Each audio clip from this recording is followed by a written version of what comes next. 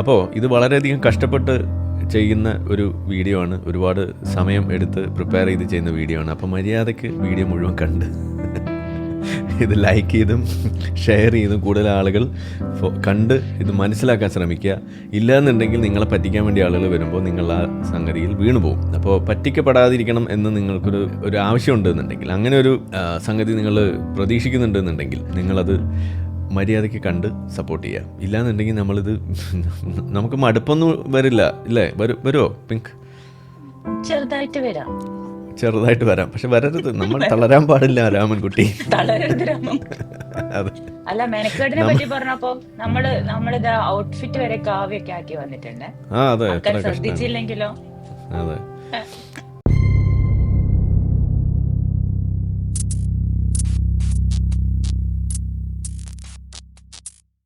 നമ്മുടെ സമൂഹത്തിൽ ചില വിഷയങ്ങളൊക്കെ ഇതേപോലെ ചർച്ചാ വിഷയമാകുന്ന വേളയിൽ ആ വിഷയങ്ങൾ എടുത്തു വെച്ച് നാട്ടുകാർക്ക് വളരെ വിശദമായി കാര്യങ്ങൾ പറഞ്ഞു കൊടുക്കുക, അത് പൊളിച്ചു കാണിക്കുക, അതിൻ്റെ എല്ലാ വശങ്ങളും ഇങ്ങനെ എടുത്ത് കാണിച്ചു കൊടുക്കാനുള്ള ആ ഒരു ദൗത്യം, അത് സ്വയം ഏറ്റെടുത്ത് നമ്മുടെ മുന്നിലേക്ക് വന്നിട്ടുള്ള വ്യക്തിയാണ് പിങ്ക് യൂണിക്കോൺ.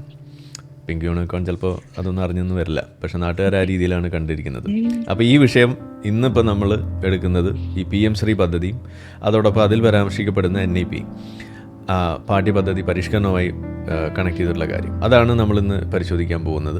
അപ്പോൾ അതിൻ്റെ പല വിഷയങ്ങൾ, അതായത് കാവ്യവൽക്കരണം ഉണ്ടോ ഇല്ലേ, അതെങ്ങനെയാണ് ഇവിടെ ഇമ്പാക്റ്റ് ഉണ്ടാക്കാൻ പോകുന്നത് എന്നതാണ് നമ്മൾ ഇന്ന് ഇവിടെ പരിശോധിക്കാൻ പോകുന്നത്. ഇത് പ്രിപ്പയർ ചെയ്യാൻ വേണ്ടി നോക്കിയപ്പോൾ എന്താണ് കണ്ടത്, എന്താണ് മനസ്സിലായത്, എന്താണ് ചെയ്യാൻ പോണത്? അത് നമുക്ക് നോക്കാം. അത് ഞാനും ഇതുപോലെ ഭയങ്കര വളമായിരുന്നല്ലോ ഈ NEP വന്നപ്പോ മുതല്. ഹിന്ദുത്വ, കാവ്യവൽക്കരണം, അത് പ്രൊപ്പഗാൻഡ എന്താണെന്ന് അറിയാൻ വേണ്ടിട്ട് ജസ്റ്റ് നോക്കിയതായിരുന്നു. അപ്പം വലിയ കാര്യമൊന്നുമില്ല, അതേസമയം 1-2 ചെറിയ കൺസേൺസും ഉണ്ട്. അപ്പൊ നമുക്കതൊക്കെ ഒന്ന് പരിശോധിക്കാം. പക്ഷെ സോഷ്യൽ മീഡിയയിൽ നമ്മൾ കാണുന്ന ചർച്ച, അതുപോലെ പൊതു രാഷ്ട്രീയ മണ്ഡലത്തിൽ കാണുന്ന ചർച്ച, ഇത് ഒപ്പിട്ടത് എന്തോ വലിയ ദുരന്തമായി പോയി, അതുപോലെ ഇത് അടിയറവ് പറഞ്ഞു, ഹിന്ദുത്വവൽക്കരണത്തിന് അങ്ങ് നമ്മൾ വീണ് കൊടുത്തിരിക്കുകയാണ്. പിന്നെ അതേപോലെ ചില ആളുകളൊക്കെ ചോദിച്ചിരിക്കുന്നത്, ഇനിയിപ്പോൾ CPM എന്ന് പേരിട്ടിങ്ങനെ നിൽക്കണതിന് അതങ്ങ് പിരിച്ചുവിട്ടിട്ട് നേരെ BJP അങ്ങ് ആയി പ്രഖ്യാപിച്ചാൽ പോരെ എന്ന് വരെ ചോദിക്കുന്ന അവസ്ഥ നമ്മളിവിടെ കാണുന്നുണ്ട്. അപ്പോൾ അത്രമാത്രം ഒരു ഭീതി പടർത്തേണ്ട ഒരു ആവശ്യമുണ്ടോ ഇതിനകത്ത്? എന്താ തോന്നുന്നു? ഒരിക്കലും ഇല്ല. മാത്രമല്ല, ഇത് നമ്മുടെ യൂണിഫോം സിവിൽ കോഡ് പോലെ തന്നെ BJP ഒരു സാധനം കൊണ്ടുവന്ന അപ്പൊ തന്നെ അത് മോശം അങ്ങനെയല്ലല്ലോ. നമ്മൾ കാര്യങ്ങൾ അന്വേഷിക്കണമല്ലോ. അപ്പം സർക്കാർ ചിലപ്പോ നമ്മൾ ഇതിന് രാഷ്ട്രീയത്തിലേക്ക് പോകുന്നില്ല എങ്കിലും പറയാണ്, സർക്കാർ അത് അന്വേഷിച്ചിട്ടുണ്ടാവും, അവർക്കതിൽ പ്രശ്നം തോന്നിയിട്ടുണ്ടാവില്ല, അതുകൊണ്ടായിരിക്കുമല്ലോ. പിന്നെ എന്നാലും ഒരു കാര്യം, ഇപ്പോൾ BJP ആയതുകൊണ്ട് തന്നെ അവർക്കൊരു കാര്യം വൃത്തിക്ക് ചെയ്യാൻ അറിയില്ല എന്നുള്ളത് ഇവിടെ ഒരു ചരിത്ര വസ്തുതയാണ്. അപ്പോൾ അതുകൊണ്ട് ഇതിനകത്ത് പ്രശ്നങ്ങളുണ്ടാവും. അപ്പോൾ ആ പ്രശ്നം നമ്മൾ അഡ്രസ്സ് ചെയ്യുക എന്നുള്ളതാണ്. അതിപ്പോൾ ഒരു സ്റ്റേറ്റ് ഗവൺമെൻറ് ആണെങ്കിൽ പോലും ഇപ്പോൾ ഒരു സംഗതി നമ്മൾ ചെയ്യാൻ വേണ്ടി നമ്മൾ മുന്നോട്ട് വരുമ്പോൾ അതിൽ എന്തെല്ലാം നമുക്ക് ചെയ്യാം, ചെയ്യാതിരിക്കാം, എടുക്കാതിരിക്കാം, മാറ്റാതിരിക്കാം, ഇതെല്ലാം അവിടെ ഒരു ഫെഡറൽ സംവിധാനത്തിൽ അതിനകത്തുള്ള ഒരു അവകാശമുണ്ട്. കാരണം ഈ എഡ്യൂക്കേഷൻ എന്ന് പറയുന്നത് സ്റ്റേറ്റ് പോളിസിയുടെ ഭാഗമാണ്. പക്ഷേ ഈ ഒരു സെൻട്രൽ പാഠ്യപദ്ധതി പരിഷ്കരണം വരുമ്പോൾ അതിലെ ചില കാര്യങ്ങൾ ഏറ്റെടുക്കുന്നോ വേണ്ടയോ, ഇത് അതിനകത്ത് ചർച്ച ചെയ്യപ്പെടേണ്ട ഒരു കാര്യം തന്നെയാണ്. അപ്പോൾ അതിലെ കൺസേൺസും നമ്മൾ അഡ്രസ്സ് ചെയ്യേണ്ടതാണ്. ഇതാണ് എനിക്ക് തോന്നിയിട്ടുള്ളത്. അല്ലാതെ ഏതൊരു വിഷയം കൊണ്ടുവരുമ്പോഴും അതിനകത്ത് ആകെ ഈ BJP കൊണ്ടുവരുന്നത് അതുകൊണ്ട് അത് മോശമാണ് എന്ന രീതിയിലേക്ക് കൊണ്ടുപോയി, എന്നിട്ട് അതൊരു അനാവശ്യമായിട്ടുള്ളൊരു ഭീതി വ്യാപാരത്തിനുള്ളൊരു വഴിയാക്കി മാറ്റുന്നതാണ് എനിക്ക് അതിനകത്ത് ഇഷ്ടപ്പെടാത്ത ഒരു കാര്യം. അല്ലെങ്കിൽ നമ്മൾക്ക് എന്താ പറയുക, നമ്മുടെ സമൂഹത്തിൽ നടന്നുകൊണ്ടിരിക്കുന്ന ആ ഒരു വിഷയം അത് എതിർക്കപ്പെടേണ്ടതാണെന്നാണ് എനിക്ക് തോന്നുന്നത് ആ രീതിയിൽ. അപ്പോൾ എങ്ങനെയാണ് ബാക്കി നമുക്ക് എന്താണ് ഇതിനകത്ത് പറയാനുള്ളത്? അപ്പം ഇതാണ് നമ്മുടെ ടോപ്പിക് ഇന്ന്. NEP എന്താണ്, PM ശ്രീ എന്താണ്, കാവ്യവൽക്കരണം ഉണ്ടോ ഇല്ലേ എന്നൊക്കെയാണ് നമ്മൾ അന്വേഷിക്കുന്നത്. പിന്നെ എങ്ങനെയാണ് NEP നമ്മുടെ കരിക്കുലം റീഡിഫൈൻ ചെയ്യാൻ നോക്കുന്നത്, അതിന്റെ പ്രോസ് ആൻഡ് കോൺസിലൂടെ കുറച്ച് പെട്ടെന്ന് പോവാം എന്ന് ഉദ്ദേശിക്കുന്നു. ഓക്കെ, അപ്പൊ ഞാൻ പറഞ്ഞ പോലെ വാട്ട് ഇസ് NEP 2020 ആൻഡ് പിന്നെ PM ശ്രീ എന്താണ്, അത് തമ്മിൽ എന്താണ്, എങ്ങനെയാണ് അത് റിലേറ്റഡ്, പിന്നെ അതിലുള്ള കുറച്ച് പ്രോമിസസും അതിന്റെ കുറച്ച് പിറ്റ്ഫോൾസും രണ്ടും നമ്മൾ അൺപാക്ക് ചെയ്യാന്ന് ഉദ്ദേശിക്കുന്നു. അതാണ് ഇന്നത്തെ പ്ലാൻ. ആദ്യം തന്നെ നമുക്ക് NEP എന്താണെന്നൊന്ന് അന്വേഷിക്കാം അല്ലെ. അപ്പൊ NEP എന്ന് പറഞ്ഞാല് നാഷണൽ എഡ്യൂക്കേഷൻ പോളിസി, അത് 2020 അപ്രൂവ് ആയത്. ഇതിന് മുന്നേ ഒരു വലിയ പോളിസി ഉണ്ടായിട്ട് ഒരുപാട് വർഷമായി. അത് 1986 അപ്പോഴായിരുന്നു. അതിനുശേഷമുള്ള ഒരു മേജർ റിവിഷൻ ഇപ്പോഴാണ് NEP വഴി 2020 വന്നത്. ബേസിക്കലി അത് മൊത്തം ഒന്ന് ഉടച്ചു വാർക്കാനാണ് ഉദ്ദേശിക്കുന്നത് നമ്മുടെ ഇന്ത്യൻ എഡ്യൂക്കേഷൻ സിസ്റ്റം. എലിമെന്ററി മുതൽ ഹയർ എഡ്യൂക്കേഷൻ മുതൽ സ്ട്രക്ചറലി ഫിലോസഫിക്കലി ഒരു ഷിഫ്റ്റ് കൊണ്ടുവരാനാണ് NEP നോക്കുന്നത്. അപ്പൊ അതിന്റെ കോർ ഫീച്ചേഴ്സ് എന്തൊക്കെയാണെന്ന് നമുക്ക് ജസ്റ്റ് ഒന്ന് അന്വേഷിക്കാം. ആദ്യമായിട്ട് അല്ലെങ്കിൽ ഇതിൽ ഏറ്റവും പ്രധാനമായിട്ട് അവർ വരുത്തുന്ന ചേഞ്ച് എന്ന് പറഞ്ഞാല് ഈ 10+2 അതായിരുന്നല്ലോ നമ്മളൊക്കെ പഠിക്കുമ്പോൾ ഇപ്പോഴും ഒക്കെ നടന്നുകൊണ്ടിരുന്നത്. അത് മാറ്റിയിട്ട് വെസ്റ്റേൺ കൺട്രീസിലൊക്കെ ഉള്ള മാതിരി 5+3+3+4, അതായത് KG മുതൽ 8 years വരെ, അതായത് ക്ലാസ് 2 വരെ ഒരു ക്ലാസ് 5 വരെ എലിമെന്ററി എന്ന് വേണമെങ്കിൽ നമുക്ക് പ്രെപ്പ് പ്ലസ് എലിമെന്ററി എന്ന് വേണമെങ്കിൽ പറയാം. പിന്നെ 6 to 8 മിഡിൽ സ്കൂൾ, പിന്നെ അത് കഴിഞ്ഞിട്ട് പിന്നെ സെക്കൻഡറി സ്കൂൾ. ഇങ്ങനെ ഒരു തീരുമാനം അവർ എടുക്കണ്ടായി. പിന്നെ അതിന്റെ കൂടെ തന്നെ കോമ്പീറ്റൻസി ബേസ്ഡ് ലേണിംഗ് എന്ന് വെച്ചാൽ നമ്മൾ ചുമ്മാ എങ്ങനെ സ്കൂളിൽ പോയിട്ട് കുറേ ടൈം സ്പെൻഡ് ചെയ്ത് ഇത്രയും അവേഴ്സ് സ്പെൻഡ് ചെയ്തൊരു കാര്യം പഠിക്കുന്നു, എന്നിട്ട് അത് കാണാപ്പാടെ ഇങ്ങനെ പഠിച്ച് കുറച്ച് പരീക്ഷകൾ എഴുതുന്നു. അതിനെക്കാട്ടിലും കൂടുതലായിട്ട് നമ്മൾ എങ്ങനെ ഒരു സ്കില്ല് സ്വായത്തമാക്കുന്നു, ആ കോമ്പീറ്റൻസി നമുക്ക് വേണമെങ്കിൽ പെട്ടെന്ന് തന്നെ കരസ്ഥമാക്കാം, നമുക്ക് അതിനുള്ള ബിൽഡിംഗ് ബ്ലോക്സ് ഓൾറെഡി ഉണ്ടായിരുന്നുവെങ്കിൽ. അപ്പൊ അങ്ങനെയൊക്കെയുള്ള കുറച്ചുകൂടി ഒരു പേഴ്സണലൈസ്ഡ് എന്ന് വേണമെങ്കിൽ നമുക്ക് പറയാം, അങ്ങനെയുള്ള ഒരു മോഡ് ഓഫ് ലേണിംഗിലേക്ക് മാറാൻ വേണ്ടിയിട്ടുള്ള ഒരു നീക്കം കൂടി ഉണ്ടായിരുന്നു ഇതില്. പിന്നെ വളരെ ഇമ്പോർട്ടന്റ് ആയിട്ടുള്ള ഒരു എനിക്ക് ഏറ്റവും ഇഷ്ടപ്പെട്ടതുമായിട്ടുള്ള ഒന്നാണ് ഈ ഫ്ലെക്സിബിൾ എൻട്രി ആൻഡ് എക്സിറ്റ്. നമ്മൾ വിദേശ രാജ്യങ്ങളിലൊക്കെ ഇത് സർവ്വസാധാരണമാണ്. ആളുകൾ ഒരു കോഴ്സിന് ചേരുന്നു, എന്തെങ്കിലും കാരണം കൊണ്ട് അവരത് പാതി വഴിയിൽ ഉപേക്ഷിക്കുന്നു. പക്ഷെ അവരുടെ ക്രെഡിറ്റ്സ് എന്നാണ് അതിന് പറയാം. നമ്മളിപ്പം ഒരു 3 സബ്ജക്റ്റ് നമ്മൾ പഠിച്ച് എത്രയോ പരീക്ഷകൾ എഴുതി, അപ്പൊ അതിന്റെ ക്രെഡിറ്റ്സ് അവരുടെ ഒരു ക്രെഡിറ്റ് ബാങ്ക് പോലെ വെക്കുക. എന്നിട്ട് പിന്നീട് അവർക്ക് സൗകര്യം ഉള്ളപ്പോൾ വീണ്ടും റീജോയിൻ ചെയ്യാം ആ സെയിം കോഴ്സിൽ. അപ്പൊ നമുക്ക് എവിടുന്നാണോ നമ്മൾ നിന്നത് അവിടുന്ന് കണ്ടിന്യൂ ചെയ്യാൻ പറ്റും. അപ്പൊ അത് ഒരു നല്ല കാര്യമായിട്ട് എനിക്ക് തോന്നി. പിന്നെ അതുപോലെ തന്നെ ഇതും വെസ്റ്റേൺ കൺട്രീസിലൊക്കെ ഉള്ളതാണ് മൾട്ടി ഡിസിപ്ലിനറി അപ്രോച്ച്. ഇത് കാരണം ശരിക്കും നമുക്കൊക്കെ നല്ലതായിരുന്നു എന്ന് എനിക്ക് തോന്നി. നമ്മളൊക്കെ പഠിക്കുമ്പോൾ ഇത് ഉണ്ടായിരുന്നെങ്കിൽ. നമ്മൾ അറിയാത്ത പ്രായത്തിൽ എന്തോ ഒരു സ്ട്രീം തിരഞ്ഞെടുക്കുന്നു, ഓക്കെ സയൻസ് എടുക്കുന്നു, പക്ഷെ നമ്മൾ കുറച്ച് പഠിച്ചു കഴിയുമ്പോൾ നമുക്ക് തോന്നുന്നു അല്ല കോമേഴ്സ് കൊള്ളാലോ എന്ന് നമുക്ക് തോന്നുന്നു, അല്ലെങ്കിൽ പൊളിറ്റിക്സ് സയൻസ് ഒക്കെ ഇൻട്രസ്റ്റിംഗ് ആണല്ലോ. പക്ഷെ നമുക്ക് വഴിയില്ല, നമ്മൾ 10th കഴിഞ്ഞാൽ അതിൽ സ്റ്റക്കായി. നമ്മള് ഒരു 10th പഠിക്കുന്ന ഒരു 15 വയസ്സുള്ള കുട്ടിക്ക് എന്തറിയാം അല്ലെ?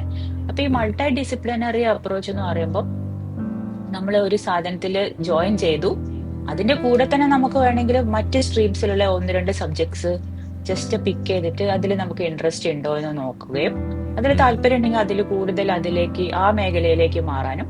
So basically you are deciding your learning path, your journey. It's your journey, right? It's a personalized journey again. അപ്പം അതും വരുന്നുണ്ട് ഇതില്. പിന്നെ ലാസ്റ്റ് ഇതിൽ പറയുന്നതാണ് ഇതിന്റെ കൂടെ തന്നെ ഒരു ഇന്ത്യൻ നോളജ് സിസ്റ്റംസ്. അത് നമ്മൾ കുറച്ചുകൂടി ഡീറ്റെയിൽ ആയിട്ട് കാണും. ഒരു ഭാരതത്തിന്റെ തന്നെ ഒരു തനതായിട്ടുള്ള ചില സയൻസിലും മാത്സിലും ഒക്കെ പണ്ടൊക്കെ ഉണ്ടായിരുന്ന ചില പ്രാക്ടീസസും മറ്റും ഇതിലേക്ക് ഇൻകോർപ്പറേറ്റ് ചെയ്യാനുള്ള, അല്ലെങ്കിൽ അതിന്റെ ഒരു ഹിസ്റ്ററി ആൻഡ് ഹെറിറ്റേജും കൂടി ഇതിലേക്ക് ഇൻകോർപ്പറേറ്റ് ചെയ്യാനുള്ള ഒരു നീക്കം കൂടിയുണ്ട്. ഇതാണ് NEPന്റെ ഒരു കോറായിട്ട് വേണമെങ്കിൽ നമുക്ക് പറയാം. പിന്നെ അതിന്റെ കൂടെ തന്നെ ടെക്നോളജിക്ക് വളരെയധികം പ്രാമുഖ്യം കൊടുക്കുന്നുണ്ട്. Digital class rooms, hybrid learning, അതിനു വേണ്ടിയിട്ടൊക്കെയുള്ള ശ്രമങ്ങളും ഇതിന്റെ ഭാഗമായിട്ട് നടക്കുന്നുണ്ട് ആരിഫ്. അപ്പൊ അതാണ് NEP 2020 കൊണ്ട് ഉദ്ദേശിക്കുന്നത്. ഇതിന്റെ പോളിസി ഡോക്യുമെന്റ് പബ്ലിക്കലി അവൈലബിൾ ആണ് കേട്ടോ, അധികം പേജൊന്നും ഇല്ല. പിന്നെ നമ്മൾ എല്ലാവരും ഇപ്പൊ കേൾക്കുന്ന PM ശ്രീ അല്ലെ? ഈ PM ശ്രീ എന്ന് പറഞ്ഞാൽ prime minister school for rising India. ഈ പ്രൈം മിനിസ്റ്റർ എന്നുള്ള പേര് വരുന്നത് തന്നെ ചിലർക്ക് നല്ല ചൊറിച്ചിലാണ്. എന്തിനാണത്? എന്നിട്ട് എല്ലാ സ്കൂളിലും മോദിന്റെ ചിത്രം വെക്കുന്നൊക്കെ അങ്ങനെയൊന്നും ഇല്ല ശരിക്കും. പക്ഷെ എനിവേ, അപ്പം ഇത് അഗൈൻ 2022 പ്രൈം മിനിസ്റ്റർ എന്നല്ലേ പറഞ്ഞുള്ളൂ, മോദി എന്ന് പറഞ്ഞില്ലല്ലോ. കാരണം മോദി കഴിഞ്ഞാലും ഇത് സാധനം ഇവിടെ ഉണ്ടാവില്ലേ? ആക്ച്വലി US ഒരു വലിയ ഒരു മെഡിക്കെയർ പ്ലാന് അവര് ഒബാമ കെയർ ഇറക്കി. അതിലവിടെ പേരുണ്ട്. അതെ, അത് കുഴപ്പമില്ല, അത് സാരമില്ല. ഒബാമയ്ക്കൊക്കെ എന്തോ ആവാലോ. എനിവേ, അപ്പം അപ്പൊ അതായിരുന്നു. അപ്പൊ ഒബാമ 2020 ഫാഷിസ്റ്റ് അല്ലല്ലോ. അതെ അതെ ശരിയാണ് അതാണ് കാര്യം. മറന്നുപോയി മറക്കാൻ പാടില്ലായിരുന്നു, മറന്നുപോയി. അപ്പൊ പി എം ശ്രീ അപ്പൊ പി എം ശ്രീ ലോഞ്ച് ആയത് 2022 അപ്പൊ ബേസിക്കലി പി എം ശ്രീയിൽ വരുന്നത് ഒരു 14,000 സംതിങ് ഗവൺമെന്റ് സ്കൂളുകൾ അവർ തെരഞ്ഞെടുക്കും. എന്നിട്ട് ഈ സ്കൂളുകൾ അവരൊരു മോഡൽ സ്കൂൾ പോലെ ഈ NEP-യിൽ ഞാൻ നേരത്തെ പറഞ്ഞ കാര്യങ്ങളുണ്ടല്ലോ അത് അന്വർത്തിക്കാനുള്ള സ്കൂളുകളായിട്ട് ഈ 14,000 അവർ തെരഞ്ഞെടുത്തിട്ട് അതിൽ അവർ ഇംപ്ലിമെന്റ് ചെയ്യും ഫസ്റ്റ്, ഒരു പൈലറ്റ് പോലെ. ഓക്കെ. പിന്നെ അഗൈൻ ഈ same experiential learning, digital classroom, green campus, teacher training, NEP-യിൽ ബേസിക്കലി NEP എന്ന പോളിസി ഡോക്യുമെന്റിൽ മെൻഷൻ ചെയ്തിട്ടുള്ള കാര്യങ്ങളൊക്കെ പി എം ശ്രീ വഴി നടപ്പാക്കും. പിന്നെ ശ്രദ്ധിക്കേണ്ടത് ഇതിന്റെ ഫണ്ടിങ് എന്ന് പറയുന്നത് മോസ്റ്റ് ഓഫ് ദ സ്റ്റേറ്റ്സിൽ 60-40 എഡ്യൂക്കേഷൻ ഒരു കോൺകറന്റ് ലിസ്റ്റിൽ വരുന്ന സംഭവമാണല്ലോ, സെൻട്രലും അതെ. സ്റ്റേറ്റിനും വരുന്നുണ്ട്. അപ്പം 60-40 എന്ന റേഷ്യോ ആണ്. പിന്നെ നോർത്ത് ഈസ്റ്റിലുള്ള ചില സ്റ്റേറ്റിൽ കുറച്ചുകൂടി സെന്റർ കൂടുതൽ ഇൻവെസ്റ്റ് ചെയ്യുന്നുണ്ട്, ഓർമ്മയില്ല. പക്ഷെ മിക്കപ്പോൾ കേരളത്തിലൊക്കെ 60-40 ആണ്. പിന്നെ ഇത് മറ്റേ സമഗ്ര ശിക്ഷ അഭിയാന്റെ അതിന്റെ ഫ്രെയിംവർക്കിൽ തന്നെയാണ് ഇതും വരുന്നത്, പി എം ശ്രീയും വരുന്നത്, SS. ഈ 60-40 കാര്യം പറഞ്ഞപ്പോഴാണ്. അപ്പോൾ ടോട്ടൽ ഫണ്ട് എത്രയാണോ അതിൽ 40% സ്റ്റേറ്റ് എടുക്കണം, 60% സെൻറ്റർ എടുക്കണം. അപ്പോൾ ഇതിൽ പലപ്പോഴും ഈ സ്റ്റേറ്റിൻ്റെ കോൺട്രിബ്യൂഷൻ കുറയും. അവരുടെ സാമ്പത്തിക നിലയ്ക്കനുസരിച്ചിട്ട് ഇത് കുറയുമ്പോൾ അവർക്ക് എടുക്കാൻ പറ്റുന്നത് കുറയും. പക്ഷേ ബജറ്റ് ഉണ്ടാവും, അതിൻ്റെ 40% അവർക്ക് വെക്കാൻ കഴിയില്ല. അപ്പോൾ എന്താവും, മൊത്തം ഫണ്ടിൻ്റെ എത്രയാണോ പറ്റുക അത്രയും കണ്ട് സെൻറ്ററിൻ്റെ ഫണ്ടും കുറയും. അവസാനം പഴയ ആരുടെ തലയിലാവും, അത് സെൻറ്ററിൻ്റെ തലയിലും ഇരിക്കും. ഇതാണ് പലപ്പോഴും സംഭവിക്കുന്നതായിട്ട് നമ്മൾ കാണാറുള്ളത്. അപ്പം അങ്ങനെ ഒരു ആംഗിൾ ഇതിനുണ്ട് എന്നൊന്ന് ഓർമ്മിപ്പിക്കുകയാണ്. പിന്നെ ഇത് രണ്ടും എങ്ങനെയാണ് റിലേറ്റഡ് എന്ന് വെച്ചാൽ പി എം ശ്രീ നമുക്ക് NEP ഒരു ബ്ലൂ പ്രിന്റ് ആയിട്ട് എടുക്കാം. ഓക്കെ. പി എം ശ്രീ അത് നടപ്പാക്കുന്ന ലാബുകളായിട്ട് അവർ നേരത്തെ പറഞ്ഞല്ലോ കുറച്ച് സ്കൂൾസ് തെരഞ്ഞെടുത്തിട്ട് NEP-യിൽ പറഞ്ഞ കാര്യങ്ങൾ ഇംപ്ലിമെന്റ് ചെയ്യാനുള്ള മെക്കാനിസം പോലെ അല്ലെങ്കിൽ പൈലറ്റ് പോലെ ആ സ്കൂളുകൾ ഉപയോഗിക്കാം, മോഡൽ സ്കൂളുകൾ. അതാണ് ഇത് തമ്മിലുള്ള ബന്ധം അല്ലെങ്കിൽ ലിങ്ക്. വളരെ ഇമ്പോർട്ടൻ്റ് ആയിട്ടുള്ള കാര്യമാണ്. ആളുകൾക്ക് അത് ആ ഒരു കണക്ഷൻ മനസ്സിലാവുന്നില്ല. എന്തിനപ്പോൾ ഇവിടെ NEP-നെ കുറിച്ച് പറയണമെന്നുള്ളതാണ്. ഇത് മുന്നേ വന്നതാണല്ലോ, ഈ എഡ്യൂക്കേഷൻ പോളിസി അതിനെക്കുറിച്ചുള്ള ചർച്ച മുന്നേ വന്നിട്ടുള്ളതാണ്. പക്ഷേ ഇപ്പോൾ അത് വീണ്ടും ചർച്ചയാവുന്നതിൻ്റെ ഒരു കാരണം ഈ പി എം ശ്രീ ഇവിടെ കേരളത്തിൽ അതിൻ്റെ ചർച്ച വന്നപ്പോഴാണ്. ഇത് ആ ഇംപ്ലിമെൻറ്റേഷൻ നടക്കുന്നത് ഈ പി എം ശ്രീയിലൂടെയാണ്. അതാണ് ഇവിടെ ഇപ്പോൾ ചർച്ചയാവാനുള്ള പ്രധാന കാരണം. അന്ന് ഈ പോളിസി വന്നപ്പോൾ ഇതിനെ എതിർത്ത് അതവിടെ മാറ്റി വെച്ചു ആളുകൾ. പക്ഷെ ഇപ്പോൾ അത് വീണ്ടും ചർച്ചയായിരിക്കുകയാണ്. അതിൻ്റെ കാരണമാണ് ഈ പറഞ്ഞത്. യെസ്, അതാരും മറന്നു പോകണ്ട. അപ്പൊ നിങ്ങൾക്ക് ഒരിക്കലും പറയാൻ പറ്റില്ല നമ്മൾ പി എം ശ്രീ ഒപ്പിട്ടിക്കണം കേട്ടോ, പക്ഷെ നമ്മൾ NEP അംഗീകരിക്കുന്നില്ല, അങ്ങനൊന്നും പറയാൻ പറ്റില്ല. NEP അത് ഒപ്പിട്ടിട്ടുണ്ടെങ്കിൽ NEP നിങ്ങൾ അംഗീകരിച്ചു എന്നാണ് അതിന്റെ അർത്ഥം. കാരണം പി എം ശ്രീ NEP നടപ്പാക്കാനുള്ള ഒരു മെക്കാനിസം ആണല്ലോ. മാത്രമല്ല ഈ പോളിസിയിൽ പറയുന്ന കാര്യങ്ങൾ 100% അതേപോലെ നടത്തിക്കൊള്ളുന്ന ഒരു നിർബന്ധമില്ല. അതിനകത്ത് സ്റ്റേറ്റ്സിന് അതെ ഫ്ലെക്സിബിലിറ്റി ഉണ്ട്. അവർക്ക് അവരുടെ ആ ലോക്കൽ ഇതിനനുസരിച്ചിട്ട് അതിനെ കസ്റ്റമൈസ് ചെയ്യാനുള്ള ഒരു ഓപ്ഷൻ ഉണ്ടല്ലോ. അതിവിടെ മറന്നു പോവാണ് ആളുകൾ. ഓക്കെ. അപ്പൊ നമ്മൾ പോസിറ്റീവ്സ് കുറച്ച് നമ്മൾ പറഞ്ഞിരുന്നു, ജസ്റ്റ് ഒന്ന് സ്ട്രക്ചർ ചെയ്തതാണ്. ഈ ഏർലി ചൈൽഡ്ഹുഡ് ഫൗണ്ടേഷൻ നമ്മുടെ ഈ KG അതോടുകൂടി നിർബന്ധമാവും. ഓക്കെ. 5+3+4 വരുമ്പോഴത്തേക്കും അത് ആക്ച്വലി വളരെ ഇമ്പോർട്ടൻ്റ് ആണ്. ആ ഏർലി ചൈൽഡ്ഹുഡിൽ ഒരു ഫോർമൽ എഡ്യൂക്കേഷൻ കുട്ടിക്ക് കിട്ടുക എന്ന് പറയുന്നത് ഇമ്പോർട്ടൻ്റ് തന്നെയാണത്. ഒരു സംശയം ഇവിടെ, അതായത് നമ്മൾ ഈ പറയുന്ന ഒരു പോളിസിയിലൂടെ വരുമ്പോൾ അവിടെ സംഭവിക്കുന്നത് ഒരു ഹിന്ദുത്വവൽക്കരണമാണെന്നാണല്ലോ പറയുന്നത്. ഹിന്ദുത്വവൽക്കരണം എന്ന് പറയുന്ന സാധനത്തിൻ്റെ അടിസ്ഥാനം, ഒരു പ്രധാനപ്പെട്ട അടിസ്ഥാനം പാശ്ചാത്യ വിരുദ്ധത ആണെന്നാണ് സാധാരണ പറയാറുള്ളത്. അതായത് അവർ ഈ ബ്രിട്ടീഷുകാരുടെ സാധനങ്ങൾക്കെതിര് എന്നാണ് പറയുക. പക്ഷേ ഈ സാധനം ഇത് പാശ്ചാത്യവൽക്കരണമല്ലേ? അതെ അതെ, ഇത് മൊത്തം പാശ്ചാത്യവൽക്കരണമാണ്. അവിടെ ഉള്ളത് ഇവിടെ ആക്ച്വലി ടൂ മച്ച് ഈച്ച കോപ്പി ചെയ്തിട്ടുണ്ടെന്ന് വരെ ഞാൻ പറയും. അതുപോലെ തന്നെ ഉണ്ട്, അതിന്റെ പ്രശ്നങ്ങളുണ്ട് കേട്ടോ. കുറച്ചൊന്ന് മാറി ചിന്തിച്ചൂടെ? അത് പറയും. പക്ഷെ അതുണ്ട്. അപ്പൊ അവിടെയാണ് നമ്മൾ പറയുന്നത് നല്ലത് എവിടെ കണ്ടാലും എടുക്കണം, ഇതല്ലേ നമ്മൾ പറയണ്ടേ? എടുക്കണം. ഇത് വെസ്റ്റേൺ കൺട്രീസിലുള്ള സിസ്റ്റമാണ് ഇത്. അപ്പൊ പാശ്ചാത്യവൽക്കരണവും ഹിന്ദുത്വയ്ക്ക് ചില സമയങ്ങളിലൊക്കെയാണ് എന്ന്. ഓക്കെ, ബാക്കി അതെ. കാവി പാശ്ചാത്യവൽക്കരണം എന്തൊക്കെയാണ് നടക്കുന്ന കൊച്ചു കേരളത്തിൽ, അല്ല ഇന്ത്യയിൽ. തോന്നുമ്പോ അവർക്ക് പാശ്ചാത്യവൽക്കരിക്കാം. ഓക്കെ, ഉസ്താദിന് വിത്ത് കാവ്യ. അടുപ്പിലാവാലോ. യെസ് യെസ് അതെ. Yes yes. പിന്നെ അടുത്തത് പറയുന്നത് ഈ നമ്മുടെ അസസ്മെന്റ്സ് ഒക്കെ എക്സാംസ് ഒക്കെ നടത്തുന്നത് ഈ നേരത്തെ പറഞ്ഞ പോലെ ഇങ്ങനെ കാണാപ്പാഠം പഠിച്ചിട്ട് എക്സാം എഴുതുന്ന ആ ഒരു സ്ഥിതി മാറുന്നു പറയുന്നുണ്ട്. ആക്ച്വലി ഞാനിവിടെ പഠിച്ചപ്പം എനിക്ക് ഏറ്റവും ആക്ച്വലി ഞാൻ സ്കൂളിലല്ല പഠിച്ചത്, പക്ഷെ ഹയർ എഡ് ആയിരുന്നു. പക്ഷെ ഉം. അതിൽ എനിക്ക് ഏറ്റവും ഇഷ്ടപ്പെട്ട കാര്യം ഇതായിരുന്നു. പരീക്ഷയ്ക്ക് നമ്മൾ ഒന്നും കാണാപ്പാഠം പഠിക്കുന്നില്ല, ഉം. മാത്രമല്ല ഓപ്പൺ ബുക്ക് ആയിരിക്കും എക്സാം. നിങ്ങൾക്ക് പുസ്തകവും കൂടി ഓഹോ. കൊണ്ടുപോകാം. ഓഹോ. അതുമല്ല, നമുക്ക് വേറൊരാളെ കൂടെ ഇരുന്നിട്ട് എക്സാം എഴുതാം, ഡിസ്കസ് ചെയ്തിട്ട്. ഓഹോ. നമുക്ക് ഗ്രൂപ്പായിട്ട്, നമ്മൾ ഗ്രൂപ്പ്സ് ആയിട്ട് തിരിക്കും, നമുക്ക് ഉം. ഗ്രൂപ്പിൽ ഉം. ഡിസ്കസ് ചെയ്തിട്ട് എക്സാം എഴുതാം. ഉം. എന്നാലും ഉം. നമ്മുടെ ആൻസർ വ്യത്യാസം ഉണ്ടാവും. നമുക്ക് അറിയുന്ന അതെ. കാര്യം അതൊക്കെ ഭയങ്കര എന്താണ് ക്രിയേറ്റീവ് ആയിട്ടുള്ള ക്വസ്റ്റ്യൻസ് ആയിരിക്കും വരിക. അത് ടീച്ചേഴ്സ് നല്ലോണം പോലെ ചെയ്തിട്ടുണ്ടെങ്കിൽ ഗ്രൂപ്പായിട്ട് ഇരുന്ന് ഡിസ്കസ് ചെയ്താലും അതിൽ നിന്ന് അസസ്മെന്റ് ചെയ്യാൻ പറ്റും. അപ്പം ഓഹോ. അങ്ങനെയുള്ള മെത്തേഡ്സ് ഒക്കെ ഉപയോഗിച്ചിട്ടുണ്ടെങ്കിൽ വളരെ നന്നായിരിക്കും. നമ്മൾ എന്തൊക്കെ അങ്ങനെയൊക്കെ ആയിരുന്നെങ്കിൽ, കാണാപ്പാഠം പഠിച്ചോ ഒന്നോ. ഉം. അതെ, അങ്ങനെയൊക്കെ ആയിരുന്നെങ്കിൽ നമ്മളൊക്കെ എവിടെ എത്തിയേനെ. അതന്നെ അല്ലേ, അതെ. നമ്മളൊക്കെ ആദ്യേ ജനിച്ചു പോയ ആരിഫ്. ഇനിയിപ്പോ എന്ത് ഉം. ചെയ്യും? ടൈം അതെ. ട്രാവലിംഗ് ചെയ്യേണ്ടി വരും അല്ലേ. യെസ്, അതെ. അതെ. അപ്പോൾ അസസ്മെന്റ് പിന്നെ റിഫോം അത് ഒരു പ്രധാനപ്പെട്ട ഒരു മേഖലയാണ്. അതെ. യെസ്. പിന്നെ കണ്ടിന്യൂസ് ഇവാലുവേഷൻസ്, അതായത് ഒരു കൊല്ലപ്പരീക്ഷ, ഒരു മിഡ് ടേം, അതിന്റെ അതിന്റെ ഒരു സ്ട്രെസ് അങ്ങനെ അല്ലാതെ കണ്ടിന്യൂസ് ആയിട്ട് നമ്മൾ കോളേജിലൊക്കെ കുറച്ചുകൂടി ആ ടൈപ്പാണല്ലോ, സ്കൂളുകളിലും അത് വരുന്നു ഉം. പറയുന്നു. ഉം. പിന്നെ മറ്റേത് ഞാൻ നേരത്തെ പറഞ്ഞ തന്നെ flexibility for learners, multiple entry and exit options, credits നിങ്ങൾക്ക് സേവ് ചെയ്തിട്ട് പിന്നീട് ഉപയോഗിക്കാം എന്നുള്ള ഒരു ഓപ്ഷൻ. ഉം. പിന്നെ മൾട്ടി ഡിസിപ്ലിനറി അപ്രോച്ച്, നിങ്ങൾക്ക് ഒരു സാധനത്തിൽ ലോക്ക് ആവാതെ ഉം. പലതും പഠിക്കാനും പലതും ട്രൈ ഔട്ട് ചെയ്യാനും ഉള്ള ഒരു ഓപ്പർച്യൂണിറ്റി ഓപ്ഷൻ. കിട്ടാണ്. ഉം. പിന്നെ അതുപോലെ തന്നെ ഒരു വൊക്കേഷൻ നിങ്ങൾക്ക് പഠിക്കാൻ പറ്റുന്ന പറയുന്നത് സ്കൂളിൽ എന്തെങ്കിലും ഒരു തൊഴിൽ പോലെ. ഇതും ഉം. ആക്ച്വലി വളരെ നല്ലതാണ്. പ്രത്യേകിച്ച് എനിക്ക് തോന്നുന്നത് അഗൈൻ സ്റ്റീരിയോ ടൈപ്പ് ചെയ്യാണ് ഞാൻ, പക്ഷെ അതൊരു സ്റ്റീരിയോ ടൈപ്പ് തന്നെയാണ്. പെൺകുട്ടികളൊന്നും അത്തരത്തിലുള്ള ഒരു സ്കില്ലും പഠിക്കുന്നില്ല. ഉം. നിങ്ങൾ ആൺകുട്ടികളാവുമ്പോ എന്തെങ്കിലുമൊക്കെ ഒരു ബൾബ് ഫ്യൂസ് ആയാലും മാറ്റാൻ പോലും സ്ത്രീകൾക്ക് അറിയില്ല ശരിക്കും, സത്യം. അല്ലേ? അത് ഏഹ് നമ്മൾ പഠിച്ചിരുന്ന സമയത്ത് ഇപ്പോൾ വർക്ക് എക്സ്പീരിയൻസ് ക്ലാസ് ഉണ്ടാവുമല്ലോ. ഉം. അതിനകത്ത് നമ്മൾ ചെയ്തുകൊണ്ടിരുന്നത് ഇലക്ട്രിക്കൽ സാധനങ്ങൾ, ബൾബ് പൊട്ടിക്കൽ, അത് ഇതൊക്കെയായിരുന്നു. പെൺകുട്ടികൾ അപ്പുറത്ത് നിന്നിട്ട് മറ്റേ മറ്റേ എംബ്രോയിഡറി ഇതൊക്കെയാണ്. തുന്നല്ലോ ഷോ. ഓർമ്മയില്ലേ? ഞാൻ പഠിച്ച സ്കൂളില് തുന്നലിന്റെ ടീച്ചറായിരുന്നു ഏറ്റവും ആ. സ്ട്രിക്റ്റ്. സാധാരണ ടീച്ചർ. അത് എന്നിട്ട് ഒരു ഉടുപ്പ് ഉണ്ടാക്കി കൊണ്ടുപോകണം.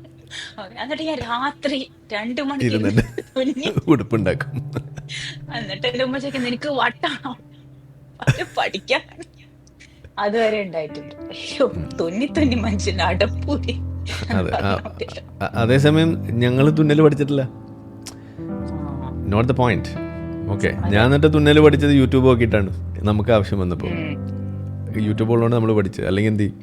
അപ്പം ഇങ്ങനെയാണ് ആ സ്റ്റീരിയോ ടൈപ്പിംഗ് വെൽ എവിഡൻറ്റ്, ഉം. അതിലൊരു സംശയമല്ല. Yeah. ഉം. പിന്നെ അതുപോലെ തന്നെ കുട്ടികളെ പോലെ തന്നെ ടീച്ചേഴ്സിനും ഒരു കണ്ടിന്യൂസ് പ്രൊഫഷണൽ ഡെവലപ്മെന്റ്, അവരുടെ റിക്രൂട്ട്മെന്റിലൊക്കെ കുറച്ചുകൂടി ക്വാളിറ്റി മെറിറ്റ് ബേസ്ഡ് ആക്കാം, ഇത്തരത്തിലുള്ള നീക്കങ്ങളും ഉണ്ട് ഇതിന്റെ ഭാഗമായിട്ട്. അപ്പൊ ഉം. മൊത്തത്തിൽ നമ്മൾ ഇത് നോക്കുകയാണെങ്കിൽ ഈ കാവ്യ എന്നുള്ള ഈ സാധനം എടുത്ത് കുറച്ച് നമ്മൾ സൈഡിൽ പാർക്ക് ചെയ്തിട്ടുണ്ടെങ്കിൽ, മൊത്തത്തിൽ ഇത് നോക്കുകയാണെങ്കിൽ ഇത് നല്ല രീതിയിൽ റീഡിഫൈൻ ആൻഡ് റീസ്ട്രക്ചർ ചെയ്യുന്ന ഒരു പരിപാടിയായിട്ടാണ് തോന്നുന്നത്, അല്ലേ ആരിഫ്? എന്താ ആരിഫിന് ആരായാലും ഫാനായി പറയാനുള്ളത്? പോവും, ഉള്ള കാര്യം പറയാലോ. ഒന്നും അതെ, കൂടി സ്കൂളിൽ പോകാൻ വരെ തോന്നിപ്പോവും. തോന്നിപ്പോയില്ലേ? യാ, അതെ. അതാണ് സത്യം. ഉള്ള കാര്യം അതാണ്. പച്ചയ്ക്ക് പറയണല്ലോ നമ്മൾ. അപ്പൊ നമ്മൾ അവിടെ നിർത്തുന്നില്ല. ഇതിന് ആരിഫ് നേരത്തെ പറഞ്ഞ പോലെ ഓൾ ഇസ് നോട്ട് ഹങ്കി ഡോറി. ചില പ്രശ്നങ്ങൾ നമ്മളത് ഡോക്യുമെന്റ് വായിച്ചപ്പം നമുക്കും തോന്നിയിരുന്നു. അപ്പൊ അതെന്താണെന്നും കൂടി ഒന്ന് അഡ്രസ് ചെയ്യാം, അല്ലെ? അപ്പൊ ഒരു 4 ഏരിയയിലായിട്ടാണ് നമ്മളിത് പരിശോധിക്കുന്നത്. ഒന്ന് ഈ ഐഡിയോളജിക്കൽ ആൻഡ് ഫിലോസോഫിക്കൽ ആയിട്ടുള്ള കുറച്ച് ഇഷ്യൂസ് വരുന്നുണ്ട്. പിന്നെ ഈ മൾട്ടി ലിംഗ്വിസ്റ്റ്, നേരത്തെ ഞാൻ പറയാൻ വിട്ടുപോയി, ഇതിൽ മൾട്ടി ലിംഗ്വിസ്റ്റിക്കും കൂടി ആക്കാനുള്ള ഒരു പ്രോഗ്രാം ഉണ്ട്. അതിൻ്റെതായിട്ടുള്ള കുറച്ച് ചാലഞ്ചസ് ഉണ്ട്. പിന്നെ ഇതെങ്ങനെ ഇത് സ്ട്രക്ചർ ചെയ്യും, അതിന്റെ അഡ്മിനിസ്ട്രേറ്റീവ് ഭാഗങ്ങളും, പിന്നെ ഇതെങ്ങനെ പ്രാക്ടിക്കൽ ആവും എന്നുള്ള ഭാഗങ്ങളും. ഇത് മൊത്തം മാറ്റാണല്ലോ, അപ്പൊ അതിൻ്റെതായിട്ടുള്ള ചാലഞ്ചസ് ഓബ്വിയസ്ലി ഉണ്ടാവും. അപ്പൊ അതൊക്കെ നമുക്കൊന്ന് ജസ്റ്റ് പരിശോധിക്കാൻ വിചാരിക്കും. ഓക്കെ, അപ്പൊ ആദ്യം തന്നെ ഇതാണ് ഏറ്റവും കൂടുതൽ എല്ലാ സ്ഥലത്തും കേൾക്കുന്നത്. NEP എന്ന് പറഞ്ഞാല് ഇന്ത്യൻ നോളജ് സിസ്റ്റംസ് പ്രൊമോട്ട് ചെയ്യുന്ന ഒരു ഇന്ത്യൻ ഇപ്പോസ്, ഭാരതീയ വാല്യൂസ്, സാൻസ്ക്രിറ്റ്, ഇതൊക്കെ ഭയങ്കരമായിട്ട് പ്രൊമോട്ട് ചെയ്യുന്നു എന്ന് പറയുന്നു അല്ലെ. അത് അവരുടെ ഡോക്യുമെന്റിലും ഉണ്ട്. അപ്പം എന്തായിരിക്കും ഇതിന്റെ റിയൽ പർപ്പസ്? അത് ആരിഫിന് എന്താ തോന്നിയിട്ടുള്ളത്? എന്തായിരിക്കും ഈ ഒരു ഇന്ത്യൻ നോളജ് സിസ്റ്റം ഭയങ്കര സംഭവമായിട്ട് കൊണ്ടുവരുന്നതിന്റെ പിന്നിലുള്ള?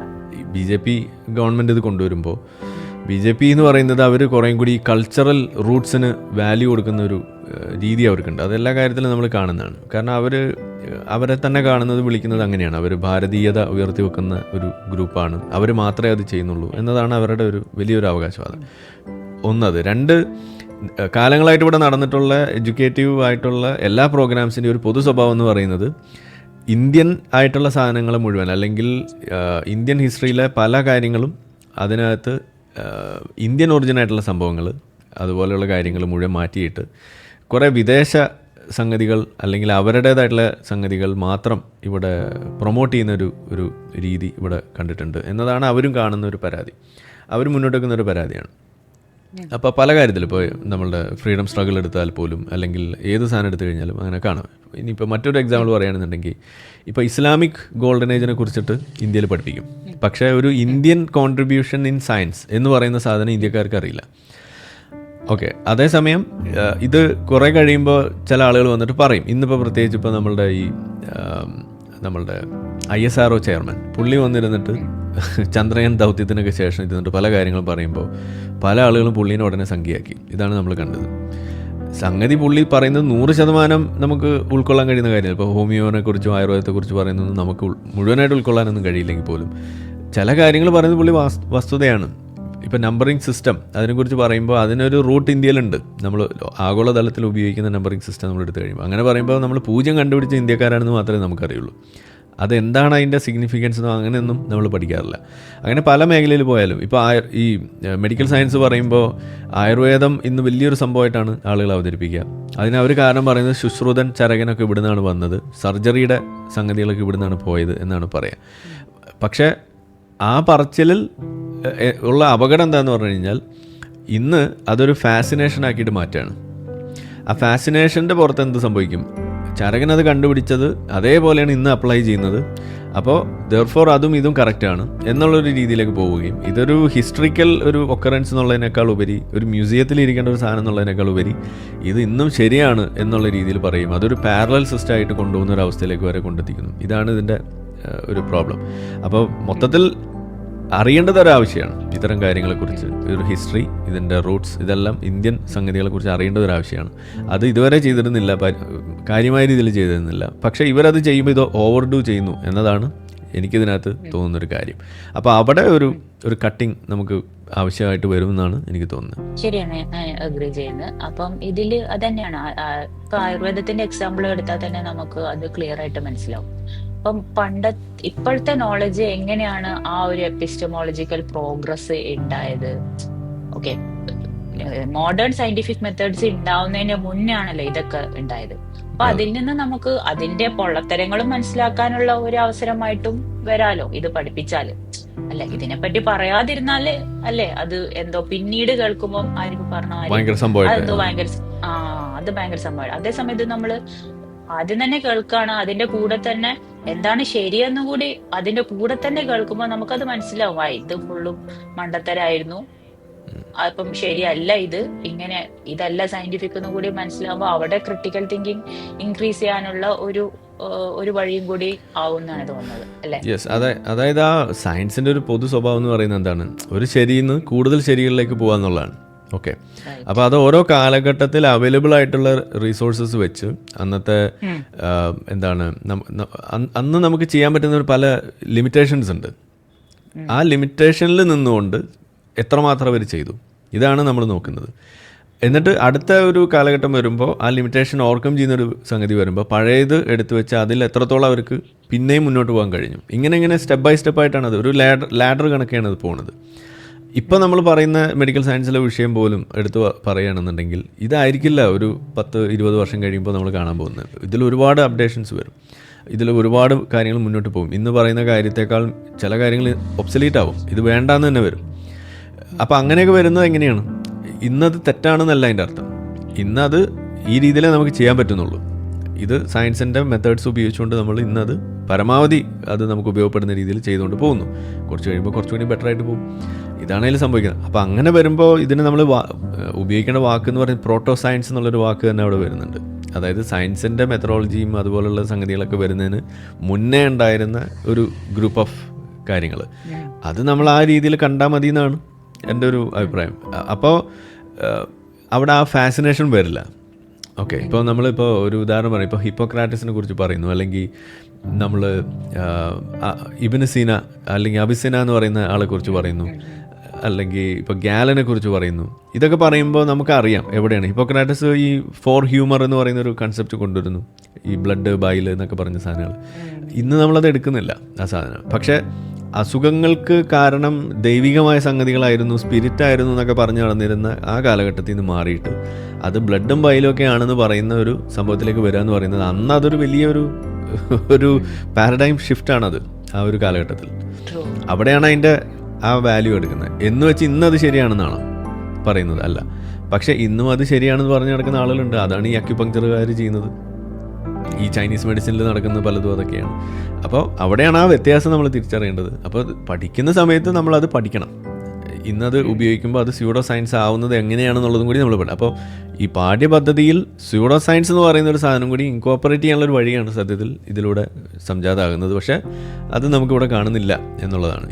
ഇതിനെ മഹത്വവൽക്കരിക്കുക, ഓവറായിട്ട് ഗ്ലോറിഫൈ ചെയ്യുക എന്നുള്ളതാണ് ഇപ്പോൾ സംഭവിക്കുന്നത്. പിന്നെ ഇത് മറ്റു രാജ്യങ്ങളിൽ ഇപ്പം ചൈനീസ് ട്രഡീഷണൽ മെഡിസിൻ ഒക്കെ അവര് ചൈനയിൽ ആ രീതിയിൽ പഠിക്കുന്നുണ്ട്. ഇങ്ങനെ ഒരു സാധനം ഉണ്ടായിരുന്നു എന്ന് വെച്ചിട്ട് അവർ അത് ഉപയോഗിക്കണം എന്നല്ല, അല്ലേ? പിന്നെ ഇതിന്റെ കൂടെ തന്നെ വരുന്ന അല്ല, ചൈനീസ് മെഡിസിൻ്റെ കാര്യം പറഞ്ഞപ്പോഴാണ് ഇപ്പം നമ്മൾ ഈ റിസർച്ച് ഇതിനകത്ത് ഈ പേപ്പർ റിവ്യൂ ചെയ്യുന്നൊരു പരിപാടിയുണ്ട്. അപ്പോൾ ഇപ്പോൾ ഇന്നലെ വന്നൊരു പേപ്പർ റിവ്യൂ എന്ന് പറയുന്നത് ഒരു ചൈനീസ് മെഡിസിൻ ഹെർബ്, ആ ഹെർബ് കഴിച്ച് ലിവർ ടോക്സിസിറ്റി ഉണ്ടായി, ലിവർ കംപ്ലൈൻ്റ് ആയി. അപ്പോൾ അതിൻ്റെ പേപ്പർ അവർ പബ്ലിഷ് ചെയ്തിരിക്കുകയാണ്. ഓക്കെ, അത് ചൈനക്കാർ തന്നെ. ഓക്കെ, അപ്പോൾ അത് മുന്നോട്ട് വരികയാണ് ആ പേപ്പർ. അതാണ് ഞാൻ ലിവർ ടോക്സിസിറ്റി ആഫ്റ്റർ കൺസ്യൂമിങ് ഒരു ചൈനീസ് ഹെർബ്. അപ്പോൾ ഇത് അവിടെ സംഭവിക്കുന്ന ഒരു നോർമലായിട്ടുള്ളൊരു കാര്യമാണ്. അവരതിനെ ഇത് നമ്മളുടെ സാധനമാണ്, നമ്മൾ ഇതിനെക്കുറിച്ച് നെഗറ്റീവ് പറയാൻ പാടില്ല എന്നില്ല അവിടെ. അതാണ് ഇതിൽ ഏറ്റവും വലിയ തമാശ. അവർ തന്നെയാണ് അതിനെക്കുറിച്ചുള്ള ഈ പഠനങ്ങൾ കൊണ്ടുവരുന്നത്. അതൊരു സാന്ദർഭികമായിട്ട് ഓർമ്മിക്കുകയാണ് ഈ കാര്യം. അവരൊരു ഡോക്ടർ പദവിയൊക്കെ ചിലപ്പോൾ ക്യാൻസൽ ആയിട്ടൊക്കെ ഉണ്ടാവും, അല്ലേ? അതെ, ഇവിടെ ആണെങ്കിൽ അവിടെ അങ്ങനെ ഇല്ലല്ലേ? അവിടെ ഇല്ല. അതെ. എനിവേ, അപ്പം ഇതിന്റെ കൂടെ തന്നെ വരുന്ന രണ്ടാമത്തെ ഒരു ചോദ്യമാണ്, ഇതൊക്കെ നമ്മൾ കരിക്കുലത്തിൽ ഇൻക്ലൂഡ് ചെയ്യുമ്പോൾ ഇതൊരു ഓപ്പർച്യൂണിറ്റി കോസ്റ്റ് അല്ലേ എന്നുള്ളത്. ആ ഓപ്പർച്യൂണിറ്റി കോസ്റ്റ് എന്ന് പറഞ്ഞാൽ നമ്മൾ ഇതിനൊക്കെ ചിലവഴിക്കുന്ന സമയവും പൈസയും വേറെ ഇപ്പം ശരിക്കുള്ള മോഡേൺ സയൻസിന് വേണ്ടി നമുക്ക് വിനിയോഗിക്കാമായിരുന്നു. അപ്പൊ അതൊരു ലോസ്റ്റ് ഓപ്പർച്യൂണിറ്റി എന്നുള്ള രീതിയിലാണ് ഓപ്പർച്യൂണിറ്റി കോസ്റ്റ് എന്ന് പറയുന്നത്. അപ്പം ഇതിന്റെ ആൻസറും നമ്മൾ നേരത്തെ പറഞ്ഞ കാര്യം, അതായത് ഏത് രീതിയിലാണ് അത് ഇൻട്രൊഡ്യൂസ് ചെയ്യുന്നത് എന്നതിന് അനുസരിച്ച് മാത്രമേ അത് ഓപ്പർച്യൂണിറ്റി കോസ്റ്റ് ആണോ അല്ലേ എന്ന് പറയാൻ പറ്റുള്ളൂ, അല്ലേ? അതെ, അനാവശ്യമായിട്ട് വേണോ ആവശ്യമായിട്ട് വേണോ? ആവശ്യമാണോ എന്ന് ചോദിച്ചാൽ ആവശ്യമാണെന്ന് തന്നെയാണ് ഞാൻ പറയുക. അതായത് ഇത് പഠിക്കണം. ഈ ഫാസിനേഷൻ ഫാക്ടർ കില്ല് ചെയ്യുക എന്നുള്ളത് ഇതിൽ വലിയൊരു കാര്യമാണ്. ഞാൻ മുന്നേ നമ്മളുടെ ഈ ഹോമിയോ വിമർശനമൊക്കെ നടത്തുന്ന വീഡിയോയുടെ ഒക്കെ അവസാനം ഞാൻ പറയുന്ന ഒരു സംഗതിയായിരുന്നു, ഇന്ത്യയിൽ എങ്ങനെ നമുക്ക് ഈ കവടശാസ്ത്രങ്ങളെ കൺട്രോൾ ചെയ്യാം. ഈ പറയുന്ന സ്യൂഡോ മെഡിസിൻ എന്ന് പറയുന്നത് സ്യൂഡോ സയൻസ്, അതിനെങ്ങനെ നമുക്ക് കൺട്രോൾ ചെയ്യാമെന്ന് പറഞ്ഞു കഴിഞ്ഞാൽ ഇതിന് ആയുഷ് ഉണ്ടാക്കുകയല്ല സത്യത്തിൽ വേണ്ടത്. ആയുഷ് എന്ന് പറയുന്നത് അതൊരു റോങ് ഡിറക്ഷനിൽ പോയിട്ടുള്ള ഒരു സാധനമാണെന്ന് ഞാൻ പറയില്ല. ആയുഷ് ഉണ്ടാക്കി അതിനകത്ത് ഇതിന് ഒരു പ്രത്യേക ഒരു സ്ട്രീമാക്കി മാറ്റിയത് ഒരു റോങ് സംഭവമാണെന്നാണ് ഒരു കണക്കിന് പറയുകയാണെങ്കിൽ അത് തന്നെയാണ് പറയാം. സത്യത്തിൽ നമ്മൾ ഉണ്ടാക്കേണ്ടിയിരുന്നത് എന്താണ്? കോളേജുകളിലും ഈ മെഡിക്കൽ കോളേജുകൾ കുറേ കൂടി അഫോർഡബിൾ ആവുന്ന രീതിയിലുള്ള പോളിസി നമ്മൾ ഉണ്ടാക്കി ആളുകൾക്ക് ഈ പറയുന്ന ഈ മോഡേൺ മെഡിസിൻ പഠിക്കാനുള്ള അവസരം കൂടുതൽ സൃഷ്ടിക്കുകയും, എന്നാൽ അവിടങ്ങളിലെല്ലാം തന്നെ ആ ഹിസ്റ്ററി പഠിപ്പിക്കുന്ന കൂട്ടത്തിൽ ഹോമിയോനെക്കുറിച്ചും ആയുർവേദത്തെക്കുറിച്ചൊക്കെ പഠിപ്പിക്കുക. ഇതൊക്കെയാണ് ഇവിടെ ഉണ്ടായിരുന്നത്. ഇതിൽ നിന്നൊക്കെ മാറിയാണ് നമ്മൾ ഇന്ന് എത്തി നിൽക്കുന്നതെന്നുള്ള ഒരു വഴി. അവർ നിൽക്കുന്ന പൊസിഷൻ്റെ വാല്യൂ അവർക്ക് പിടികിട്ടണം. ഇന്ന് അതറിയില്ല. ഇന്ന് എന്താ സംഭവിക്കുന്നത്? ഇന്ന് വലിയ കാർഡിയോളജിസ്റ്റ് ആവുന്നു, അല്ലെങ്കിൽ മറ്റേ വലിയ സ്പെഷ്യാലിറ്റി ഒക്കെ എടുത്തു കഴിഞ്ഞിട്ട് അവസാനം കിളി പോകുന്ന പ്രായമാകുമ്പോൾ അവരെന്ത് ചെയ്യും? അവർ ഹോമിയോ ആണ് ശരി, ആയുർവേദമാണ് ശരി എന്നൊക്കെ പറഞ്ഞിട്ട് വരുന്നൊരു കാഴ്ചയാണ് നമ്മളിവിടെ കാണുന്നത്. ഇപ്പോൾ BM ഹെഗ്ഡേനെയൊക്കെ നമ്മൾ കണ്ടു കാണും. പുള്ളി വലിയ കാർഡിയോളജിസ്റ്റാണ്, പക്ഷേ പുള്ളി സംസാരിക്കണ മുഴുവൻ എന്താണ്, ഇത് മുഴുവൻ തട്ടിപ്പാണ്, ഇതിൽ ആകെ പ്രശ്നമാണ്, ഇതിൽ വലിയ പ്രോബ്ലമാണ് മരിക്കാൻ പോകുമ്പോ ദൈവവിശ്വാസികളാവുന്നു എന്ന് പറയും. മരുന്ന് മാഫിയാണ്. നിങ്ങൾ തമിഴ്നാട്ടിലേക്ക് നോക്കുക, അവർ വെളിച്ചെണ്ണയിൽ കുളിക്കുന്ന ആളുകളാണ്, മഞ്ഞൾ തേക്കുന്ന ആളുകളാണ്, അതാണ് അവരുടെ ആരോഗ്യത്തിൻ്റെ രഹസ്യം എന്നൊക്കെ പറഞ്ഞ് നടന്നു. പുള്ളി എന്നിട്ട് ഇതൊക്കെ ചെയ്ത് നടന്നു എന്നാണ് എനിക്ക് തോന്നുന്നത്. എന്തായാലും പുള്ളിക്ക് അവസാനം സ്ട്രോക്ക് വന്നപ്പോൾ നേരെ മോഡേൺ മെഡിസിൻ ഹോസ്പിറ്റലാണ് കൊണ്ടുപോയി അഡ്മിറ്റ് ആക്കിയത്. ഇപ്പോൾ വീണ്ടും എണീറ്റ് നടക്കുന്നുണ്ട്, വീണ്ടും കുറ്റം പറഞ്ഞു തുടങ്ങിയിട്ട്. ഇതാണ് ഇവിടെ നടക്കുന്നത്. അപ്പോൾ ഒരു റിയൽ പ്രോബ്ലം വരുമ്പോൾ റിയൽ സൊല്യൂഷൻ വേണം. അത് റിയൽ മെഡിസിനാണ്, അത് സയൻറ്റിഫിക് മെഡിസിനാണ്. ഫേക്കായിട്ടുള്ള അൺറിയൽ ആയിട്ടുള്ള പ്രോബ്ലംസിനും അൺറിയൽ ആയിട്ടുള്ള സംഗതികൾക്കൊന്നും മെഡിസിൻ്റെ ആവശ്യം പോലും ഇല്ല. ആ സമയത്ത് നിങ്ങൾക്ക് വേണമെങ്കിൽ ആയുർവേദ ഹോമിയോ ഒക്കെ കഴിക്കാം, വെളിച്ചെണ്ണ കുടിക്കാം, ഈ പറയുന്ന മഞ്ഞൾ തേക്കാം, അതൊക്കെ ചെയ്യാം. പക്ഷേ ഒരു അസുഖം കൃത്യമായിട്ട് ആളുകൾ പറയാറുണ്ടല്ലോ, ഇപ്പോൾ നമ്മൾ ഹോമിയോ മെഡിസിൻ എനിക്ക് 70 വയസ്സായി 50 വയസ്സായി ഇത്ര നാളായിട്ട് ഞാൻ മോഡേൺ മെഡിസിൻ കഴിച്ചിട്ടില്ല, ഹോമിയോ മാത്രമേ കഴിച്ചിട്ടുള്ളൂ എന്ന് പറയുമ്പോൾ അതിൻ്റെ അർത്ഥം എന്താണ്? സത്യത്തിൽ അയാൾക്ക് ഇത്ര വർഷമായിട്ടും മര്യാദയ്ക്കൊരു അസുഖം വന്നിട്ടില്ല എന്നാണ് ഇതിൻ്റെ അർത്ഥം. വന്നത് മുഴുവൻ ആളെ കൊല്ലാൻ പ്രാപ്തമാവുന്ന തരത്തിലുള്ള ഒരു അസുഖം ആയിരുന്നില്ല. അപ്പം അങ്ങനെയുള്ളവരോട് നമ്മളെപ്പോഴും പറയുന്നത്, നിങ്ങൾക്ക് നല്ലൊരു അസുഖം വരാൻ വേണ്ടി നമ്മൾ ഡിങ്കനോട് പ്രാർത്ഥിക്കാം എന്നേ നമുക്ക് പറയാൻ പറ്റുള്ളൂ. അല്ലാതെ ഇപ്പം എന്താ പറയുക, നിങ്ങളെ കൊണ്ടുപോകുന്ന ഒരു അസുഖമായിട്ട് വരട്ടെ എന്ന് പറഞ്ഞ മാതിരിയാണ്. അപ്പോൾ ഇതിൽ മെഡിക്കൽ ഫീൽഡിൽ മാത്രം ഞാൻ പറയുകയാണെങ്കിൽ വേണ്ടത് ഇതാണ്. എല്ലാ മെഡിക്കൽ കോളേജുകളിലും ചരകൻ്റെ പ്രതിമ വേണം, ശുശ്രുതൻ്റെ പ്രതിമ വേണം, ഹാനിമാൻ്റെ പ്രതിമയാണ്. എന്നിട്ട് കാണിച്ചു കൊടുക്കുക ഇവരെന്താ ചെയ്തത്, ഇവരെവിടെയാണ് സ്റ്റക്കായത്, ഇവരുടെ റോൾ എന്തായിരുന്നു. ഇത് കൃത്യമായിട്ട് ആളുകൾക്ക് മനസ്സിലാവണം. അപ്പോൾ പിന്നെ ഇതിനകത്ത് വലിയ ഫാസിനേഷൻ, ഓക്കെ ഇത് ഇത്രയേ ഉള്ളൂ. ഇത് ചെയ്യുന്ന ആളുകളുണ്ട്, ഇത് നമ്മൾ ഇന്ത്യക്കാർ ചെയ്യുന്നില്ല എന്നേ ഉള്ളൂ. എവിടെയാണ്, ഓസ്ട്രേലിയയിലെ ഒരു മെഡിക്കൽ ഒരു കോളേജിലെ ഒരു ഫോട്ടോ വലിയ തോതിൽ പ്രചരിച്ചിട്ടുണ്ടായിരുന്നു ഒരു കാലത്ത്. അതിൽ ശുശ്രുതൻ്റെ പ്രതിമയാണ് ഇരിക്കുന്നത് മെഡിക്കൽ കോളേജിൽ. ഇന്ത്യയിൽ അതില്ല, പക്ഷേ വിദേശ രാജ്യങ്ങളിൽ അവരിത് വെക്കുകയാണ്. അതുകൊണ്ട് തന്നെ എന്താ ഗുണം എന്ന് പറഞ്ഞു കഴിഞ്ഞാൽ അവർക്ക് ആയുർവേദം എന്താണെന്നും ചരകൻ എന്താണെന്നും ശുശ്രുതൻ എന്താണെന്നും അറിയാം. അതുകൊണ്ട് അതിൻ്റെ പിന്നാലെ അവർ പോവില്ല. ഇതാണ് അതിൻ്റെ കാര്യം.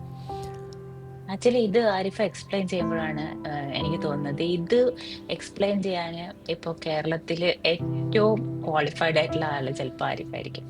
കാരണം ഒരു എന്താ വെച്ച് കഴിഞ്ഞാല് ആരിഫ് ഒരു ട്രഡീഷണൽ മെഡിസിൻ എന്നൊക്കെ വേണമെങ്കിൽ പറയാവുന്ന ഈ ഹോമിയോപ്പതി ഒരു സ്യൂഡോ സയൻസ്, അതിൽ നിന്നും സക്സസ്ഫുള്ളി ട്രാൻസിഷൻ ചെയ്തു അല്ലെ, എവിഡൻസ് ബേസ്ഡ് ക്ലിനിക്കൽ റിസർച്ചിലേക്ക് ട്രാൻസിഷൻ ചെയ്ത ഒരാളാണ്. അപ്പൊ ആരിഫിന്റെ ജേണി തന്നെ അതിനൊരു എക്സാമ്പിൾ ആണ്. നമ്മൾ ഒരു സാധനം പഠിച്ചു, അതിന്റെ പൊള്ളത്തരങ്ങൾ മനസ്സിലാക്കി അതിൽ നിന്നും മാറി കറക്റ്റ് ആയിട്ടുള്ള രീതിയിലേക്ക് വരിക. അപ്പൊ നിങ്ങൾ ആരിഫിന് ആ ഒരു ഡിഫറെന്റ് എപ്പിസ്റ്റമോളജി പറ. അത് പറയുകയാണെങ്കിലേ സത്യം പറഞ്ഞാൽ നമ്മളുടെ മുന്നേ ഉണ്ടായിരുന്ന എഡ്യൂക്കേഷൻ പോളിസി വളരെ തെറ്റായിരുന്നു എന്ന് പ്രൂവ് ചെയ്ത ആളാണ് ഞാൻ. എങ്ങനെ വേണമെങ്കിൽ പറയാം. ഫോർ എക്സാമ്പിൾ, ഇപ്പോൾ 10ാം ക്ലാസ് വരെ നമ്മൾ പഠിക്കുന്നു, ഓക്കെ, 10ൽ വരെ പഠിക്കുന്ന സമയത്തും അത് കഴിഞ്ഞ് നമ്മൾ +2 പഠിക്കുന്ന സമയത്ത് നമ്മളുടെ ഇൻട്രസ്റ്റ് എന്ന് പറയുന്നത് വേറെ തന്നെയാണ്, ഉള്ള കാര്യം പറയാലോ.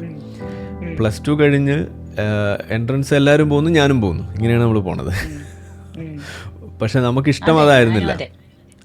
എനിക്കിഷ്ടം അതായിരുന്നില്ല, ഉള്ളത് കാര്യം പറയുന്നത്. പക്ഷേ മെഡിക്കൽ ഫീൽഡ് ഇഷ്ടമാണോ എന്ന് വെച്ചാൽ ഇഷ്ടമാണ്. ഡോക്ടർ ആവുക എന്ന് പറയുന്നതൊക്കെ ഇഷ്ടം തന്നെയായിരുന്നു, അതിലൊന്നും സംശയമില്ല. പക്ഷേ ഹോമിയോ എനിക്ക് ഇഷ്ടമുണ്ടായിരുന്നില്ല. എന്നിട്ടും നമുക്കെപ്പോഴും അതിൻ്റെ ഒരു ആഡ് ഓൺ, അല്ലെങ്കിൽ ഒരു പ്ലാൻ ബി ഉണ്ടാവുമല്ലോ നമ്മളുടെ. ആ പ്ലാൻ ബി എന്ന് പറയുന്നത് മീഡിയ ആയിരുന്നു അന്നത്തെ എൻ്റെ ഏറ്റവും പ്രധാനപ്പെട്ട കാര്യം. മാസ് കമ്മ്യൂണിക്കേഷൻ, അതുപോലെ ഈ ഗ്രാഫിക്സ്, അതുപോലെയുള്ള സാധനങ്ങളൊക്കെ ആയിരുന്നു നമ്മളുടെ മെയിൻ ഏരിയ എന്ന് പറയുന്നത്. അങ്ങനെ അതിന് വേണ്ടിയിട്ട് കോഴ്സിന് അപ്ലൈ ചെയ്യുകയും ചെയ്തതാണ്. അപ്പോൾ ആ സമയത്താണ് വീട്ടിൽ നിന്ന് പറയുന്നത്, അത് പറ്റൂല, എല്ലാവരും ഡോക്ടർ ആവുന്നുണ്ട്, നീ മര്യാദയ്ക്ക് എൻട്രൻസിന് പഠിച്ചാൽ മതി എന്ന് പറഞ്ഞ്. അങ്ങനെ എനിക്ക് അന്നൊരു സ്കോളർഷിപ്പൊക്കെ കിട്ടിയതായിരുന്നു. ഒരു എഡ്യൂക്കേഷൻ ഫെയറിന് പോയി. അപ്പോൾ അവിടെ നിന്നൊരു സ്കോളർഷിപ്പ്, ഒരു മാസ് കമ്മ്യൂണിക്കേഷൻ പഠിക്കാൻ, എന്താണ് BSc മാസ് കമ്മ്യൂണിക്കേഷൻ, അങ്ങനത്തെ ഒരു കോഴ്സ്, BA മാസ് കമ്മ്യൂണിക്കേഷൻ. അപ്പോൾ അത് സ്കോളർഷിപ്പോട് കൂടിയിട്ട് പഠിക്കാൻ വേണ്ടിയിട്ടുള്ള ഒരു ഓപ്ഷൻ ബാംഗ്ലൂർ അങ്ങോട്ടായിരുന്നു ആ കോളേജ്. അത് അന്ന് വിട്ടില്ല വീട്ടിൽ നിന്ന്. ഓക്കെ, അത് പ്രൈവറ്റ് കോളേജാണ്, എന്നാലും ഫീസൊക്കെ ഉണ്ട്. അപ്പോൾ അതൊരു ആവശ്യം, അങ്ങനെ കിടന്നു. പിന്നെ നമ്മൾ എൻട്രൻസ് കോച്ചിങ്ങിന് പോയി ആദ്യത്തെ അറ്റംപ്റ്റിൽ കിട്ടുന്നില്ല. അപ്പോൾ റിപ്പീറ്റ് ചെയ്യാൻ വേണ്ടി പോകുന്ന സമയത്ത് നമ്മൾ പിന്നെ ചെയ്യുന്നത് എന്താണ്, രാവിലെ 9 മണി മുതൽ വൈകിട്ട് 5 മണി വരെ എൻട്രൻസ് കോച്ചിങ്ങാണ്. 5 മണി കഴിഞ്ഞ് 5:30 നേരെ ഓടും അരീന മൾട്ടിമീഡിയയിലേക്ക്. അവിടെ പോയിട്ട് BSc ആനിമേഷൻ. ഓക്കെ. അപ്പോൾ BSc ആനിമേഷൻ, അതുപോലെ ഗ്രാഫിക് ഡിസൈനിങ്, ഇതുപോലെയുള്ള സാധനങ്ങൾ. അപ്പോൾ കോഴിക്കോട്.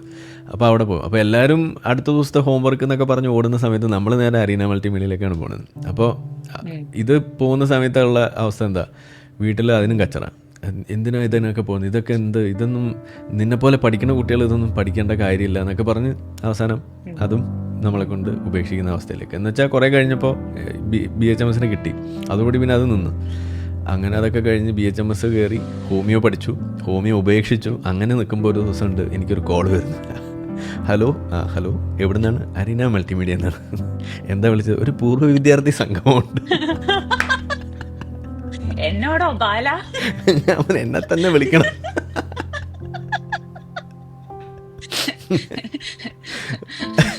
അപ്പം ഞാൻ പറഞ്ഞ് ഞാനതിന് മുഴുവനാക്കില്ലല്ലോ. അത് കുഴപ്പമില്ല സാറ് ഞാൻ ഏതാണ്ട് 5-8 മാസം അവിടെ പഠിച്ചിരുന്നു.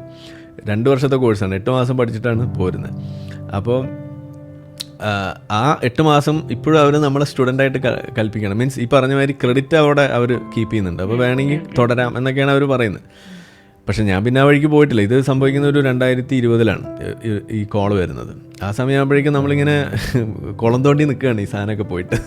ഈ എന്ത് ചെയ്യണമെന്ന് അറിയാതെ നിൽക്കുന്നൊരു സമയം. യൂട്യൂബ് പോലും ഒന്നും തുടങ്ങിയിട്ടില്ല.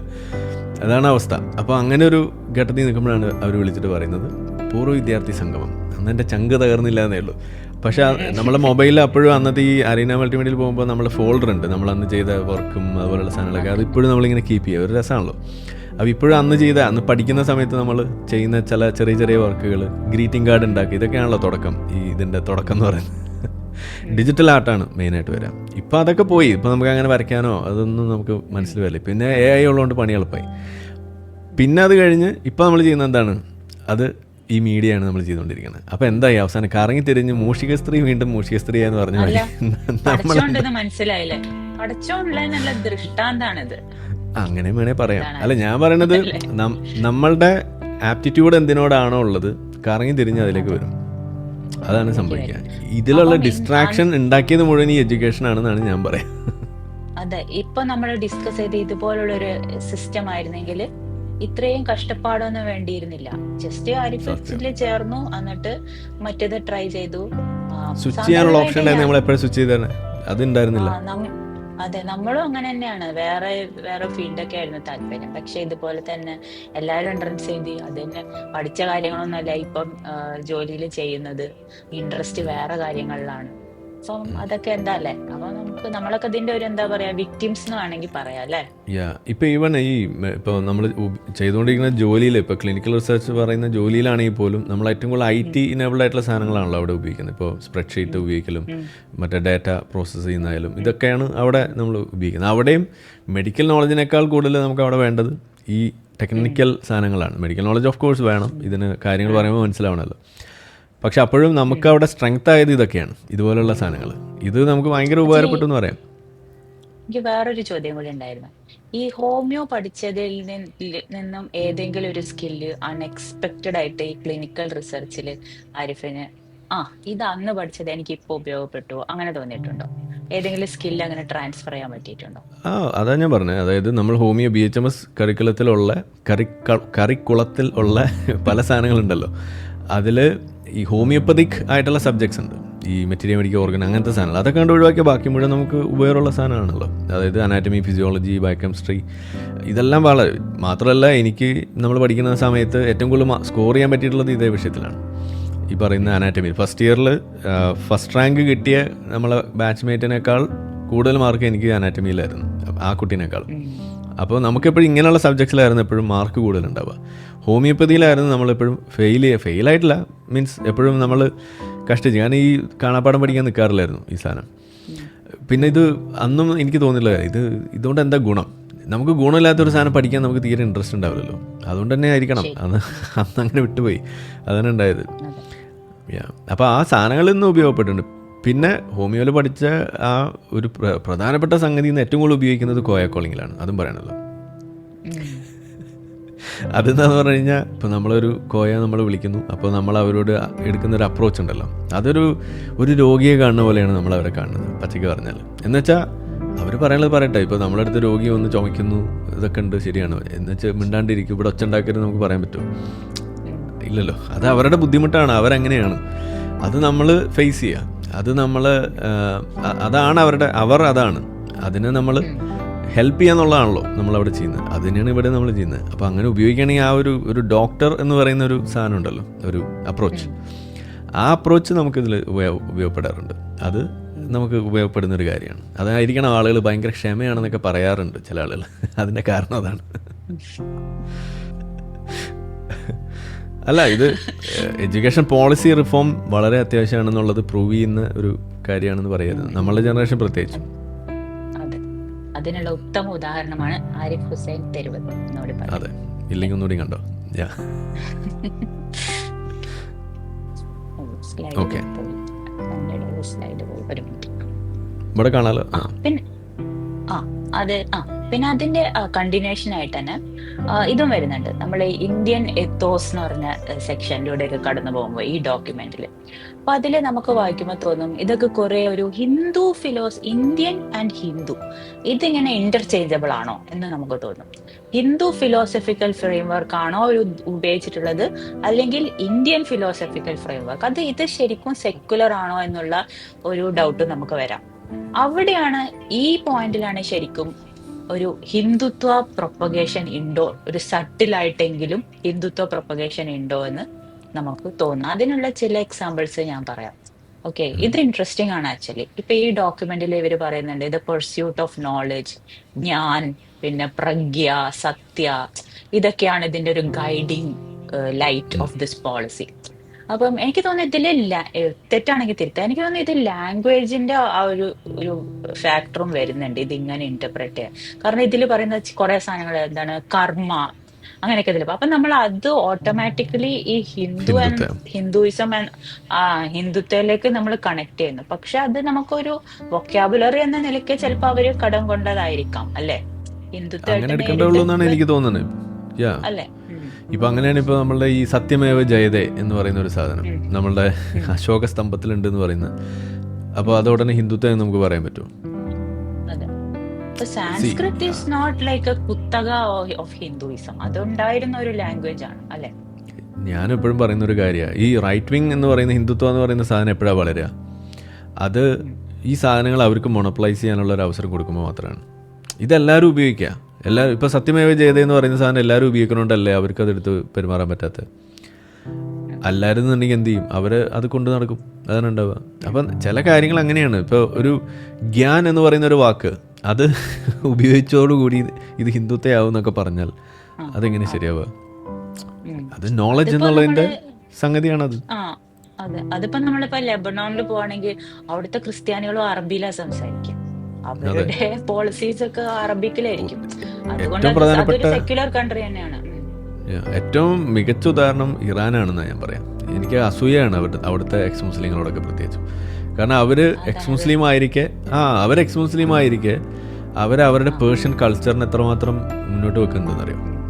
അവർ പറയാം അങ്ങനെയാണ്, നമുക്ക് നമ്മളെ പഴയ ആ ഇൻവേഷൻ അവർക്ക് അറിയാം. എങ്ങനെയാണ് അവർ മുസ്ലിം ആയത്, ഇസ്ലാം എങ്ങനെ അവിടെ വന്നത്, അവരുടെ പേർഷ്യൻ കൾച്ചർ എങ്ങനെയാണ് നശിപ്പിക്കപ്പെട്ടത്, ഇത് നന്നായിട്ട് അറിയും. അത് അവർക്ക് പച്ചയ്ക്ക് പറയുകയും ചെയ്യാം. കാരണം അത് പറഞ്ഞതിൻ്റെ പേരിൽ അവിടെ ആരും ഇറാനിയൻ സംഖ്യയാവില്ല. പക്ഷെ നമുക്ക് ഇവിടെ നമ്മളുടെ നാട്ടിലിരുന്നിട്ട് ഒരു ഇസ്ലാമിക് ഇൻവേഷനെ കുറിച്ച് പറയാൻ പറ്റുമോ? നടന്ന കാര്യമാണ്, എന്നാൽ പോലും നമുക്ക് പറയാൻ പറ്റും ഇല്ല. അതിൽ നിന്നും പിന്നോട്ട് പോയി നമ്മളുടെ ആ ഒരു ഇന്ത്യൻ കൾച്ചറിലേക്ക് പോകണമെന്ന് പറഞ്ഞാൽ എന്താ ഇവിടുത്തെ അവസ്ഥ? അപ്പോൾ അതൊരു പ്രശ്നമുണ്ട്. അപ്പോൾ ഞാൻ പറയാ, ആ ഒരു കൾച്ചർ, ആ നാടിൻ്റെ, ഇപ്പം മലയാളി കൾച്ചർ അല്ലെങ്കിൽ കേരളീയ ഒരു സ്വഭാവം എന്നൊക്കെ നമുക്ക് പറയുമ്പോൾ നമുക്കൊരു ബുദ്ധിമുട്ട് തോന്നാറില്ലല്ലോ. മലബാറിലൊക്കെ അങ്ങനെയാണ് എന്ന് പറഞ്ഞാൽ ആർക്കെങ്കിലും എന്തെങ്കിലും പ്രശ്നമുണ്ടോ? ഒരു പ്രശ്നം മാത്രം, എത്രയോ ഇൻസ്റ്റാഗ്രാമിലൊക്കെ ഭയങ്കര ഓവറാക്കി ചളാക്കുന്നുണ്ട് മലബാർ. എനിക്കാണ് തോന്നുന്നത്. അപ്പൊ മലബാറി എന്ന് പറയുമ്പോൾ നിങ്ങൾക്ക് പ്രശ്നമില്ല, മലയാളി എന്ന് പറയുമ്പോൾ നിങ്ങൾക്ക് പ്രശ്നമില്ല. പക്ഷെ ഒരു ഭാരതീയൻ എന്ന് പറയുമ്പോൾ ആകെ പ്രശ്നമാണ്. ഇതെങ്ങനെ ശരിയാവെന്ന് ഞാൻ ചോദിക്കണം. അപ്പം നമ്മൾ ഈ എല്ലാത്തിലും ഉണ്ട്. ഇപ്പൊ ദേശഭക്തി എന്ന് പറയുന്ന ഒരു സാധനം, ഓക്കെ, അത് ഭയങ്കര പ്രശ്നമാണല്ലോ. പക്ഷെ നിങ്ങൾക്ക് നിങ്ങളുടെ പഞ്ചായത്തിനെ, കോഴിക്കോടിനെ നിങ്ങൾ സ്നേഹിക്കുന്നില്ലേ? കോഴിക്കോടത്തെ ഓട്ടോക്കാരൊക്കെ ഭയങ്കര മികച്ചാണെന്നല്ലേ നിങ്ങൾ പറയാം. അപ്പോൾ കോഴിക്കോടിന് എന്തോ ഭയങ്കര മേന്മ. അല്ലെങ്കിൽ അങ്ങനെ പറയാറുണ്ടല്ലോ ഇപ്പോൾ ഓരോ നാട്ടിനെ കുറിച്ച് പറയുമ്പോഴും. അതെ. കോഴിക്കോടാണ് ഏറ്റവും, മലപ്പുറം എന്ന് പറഞ്ഞാൽ പിന്നെ തേനും പാലുമാണ്, അവിടെ ആളുകൾക്ക് ഭയങ്കര സ്നേഹമാണെന്നാണ് പറയുക. അപ്പോൾ അങ്ങനെ പറയുന്നതിലൊരു പ്രശ്നമില്ല. അപ്പോൾ നിങ്ങൾക്ക് നിങ്ങളുടെ പഞ്ചായത്തിനെ സ്നേഹിക്കാം, ജില്ലയെ സ്നേഹിക്കാം, അതുവരെ ഓക്കെയാണ്, സംസ്ഥാനം വരെ ഓക്കെയാണ്. സംസ്ഥാനത്തിന് പുറത്തേക്ക് അങ്ങ് പോയാൽ കുഴപ്പമായി. അത് സൗത്ത് ഇന്ത്യ ആയാൽ അത് ഗോത്രീയത അവിടെ അതിനേക്കാൾ അവസാനിക്കും. ഗോത്രീയത അവിടെ. ഗോത്രീയത അവിടെ അവസാനിക്കുന്നു. അതെ, ഇതാണല്ലോ പ്രശ്നം. ഇത് ഞാൻ ആലോചിച്ചിട്ടുണ്ട്. ഇത് ചിലപ്പോ നമുക്ക് ആ ഒരു ഹിന്ദി ലാംഗ്വേജിന്റെ ആ ഒരു യൂണിഫൈങ് ഫാക്ടർ ഇല്ലാത്തതുകൊണ്ടായിരിക്കാം. അല്ലെ, നോർത്തിൽ അവർ കുറച്ചുകൂടി ദേശസ്നേഹികളായിട്ട് കാണപ്പെടുന്നു. ആ ഒരു ഹിന്ദി അവർക്ക് കോമൺ ആണല്ലോ, അതെ. അല്ലെ? ഞാൻ എപ്പോഴും പറയാ, എല്ലാ ഇന്ത്യക്കാരും ഹിന്ദി പഠിച്ചിരിക്കണം എന്ന് തന്നെയാണ് എൻ്റെ ഒരു അഭിപ്രായമായിട്ട് ഉള്ള കാര്യം പറയാലോ.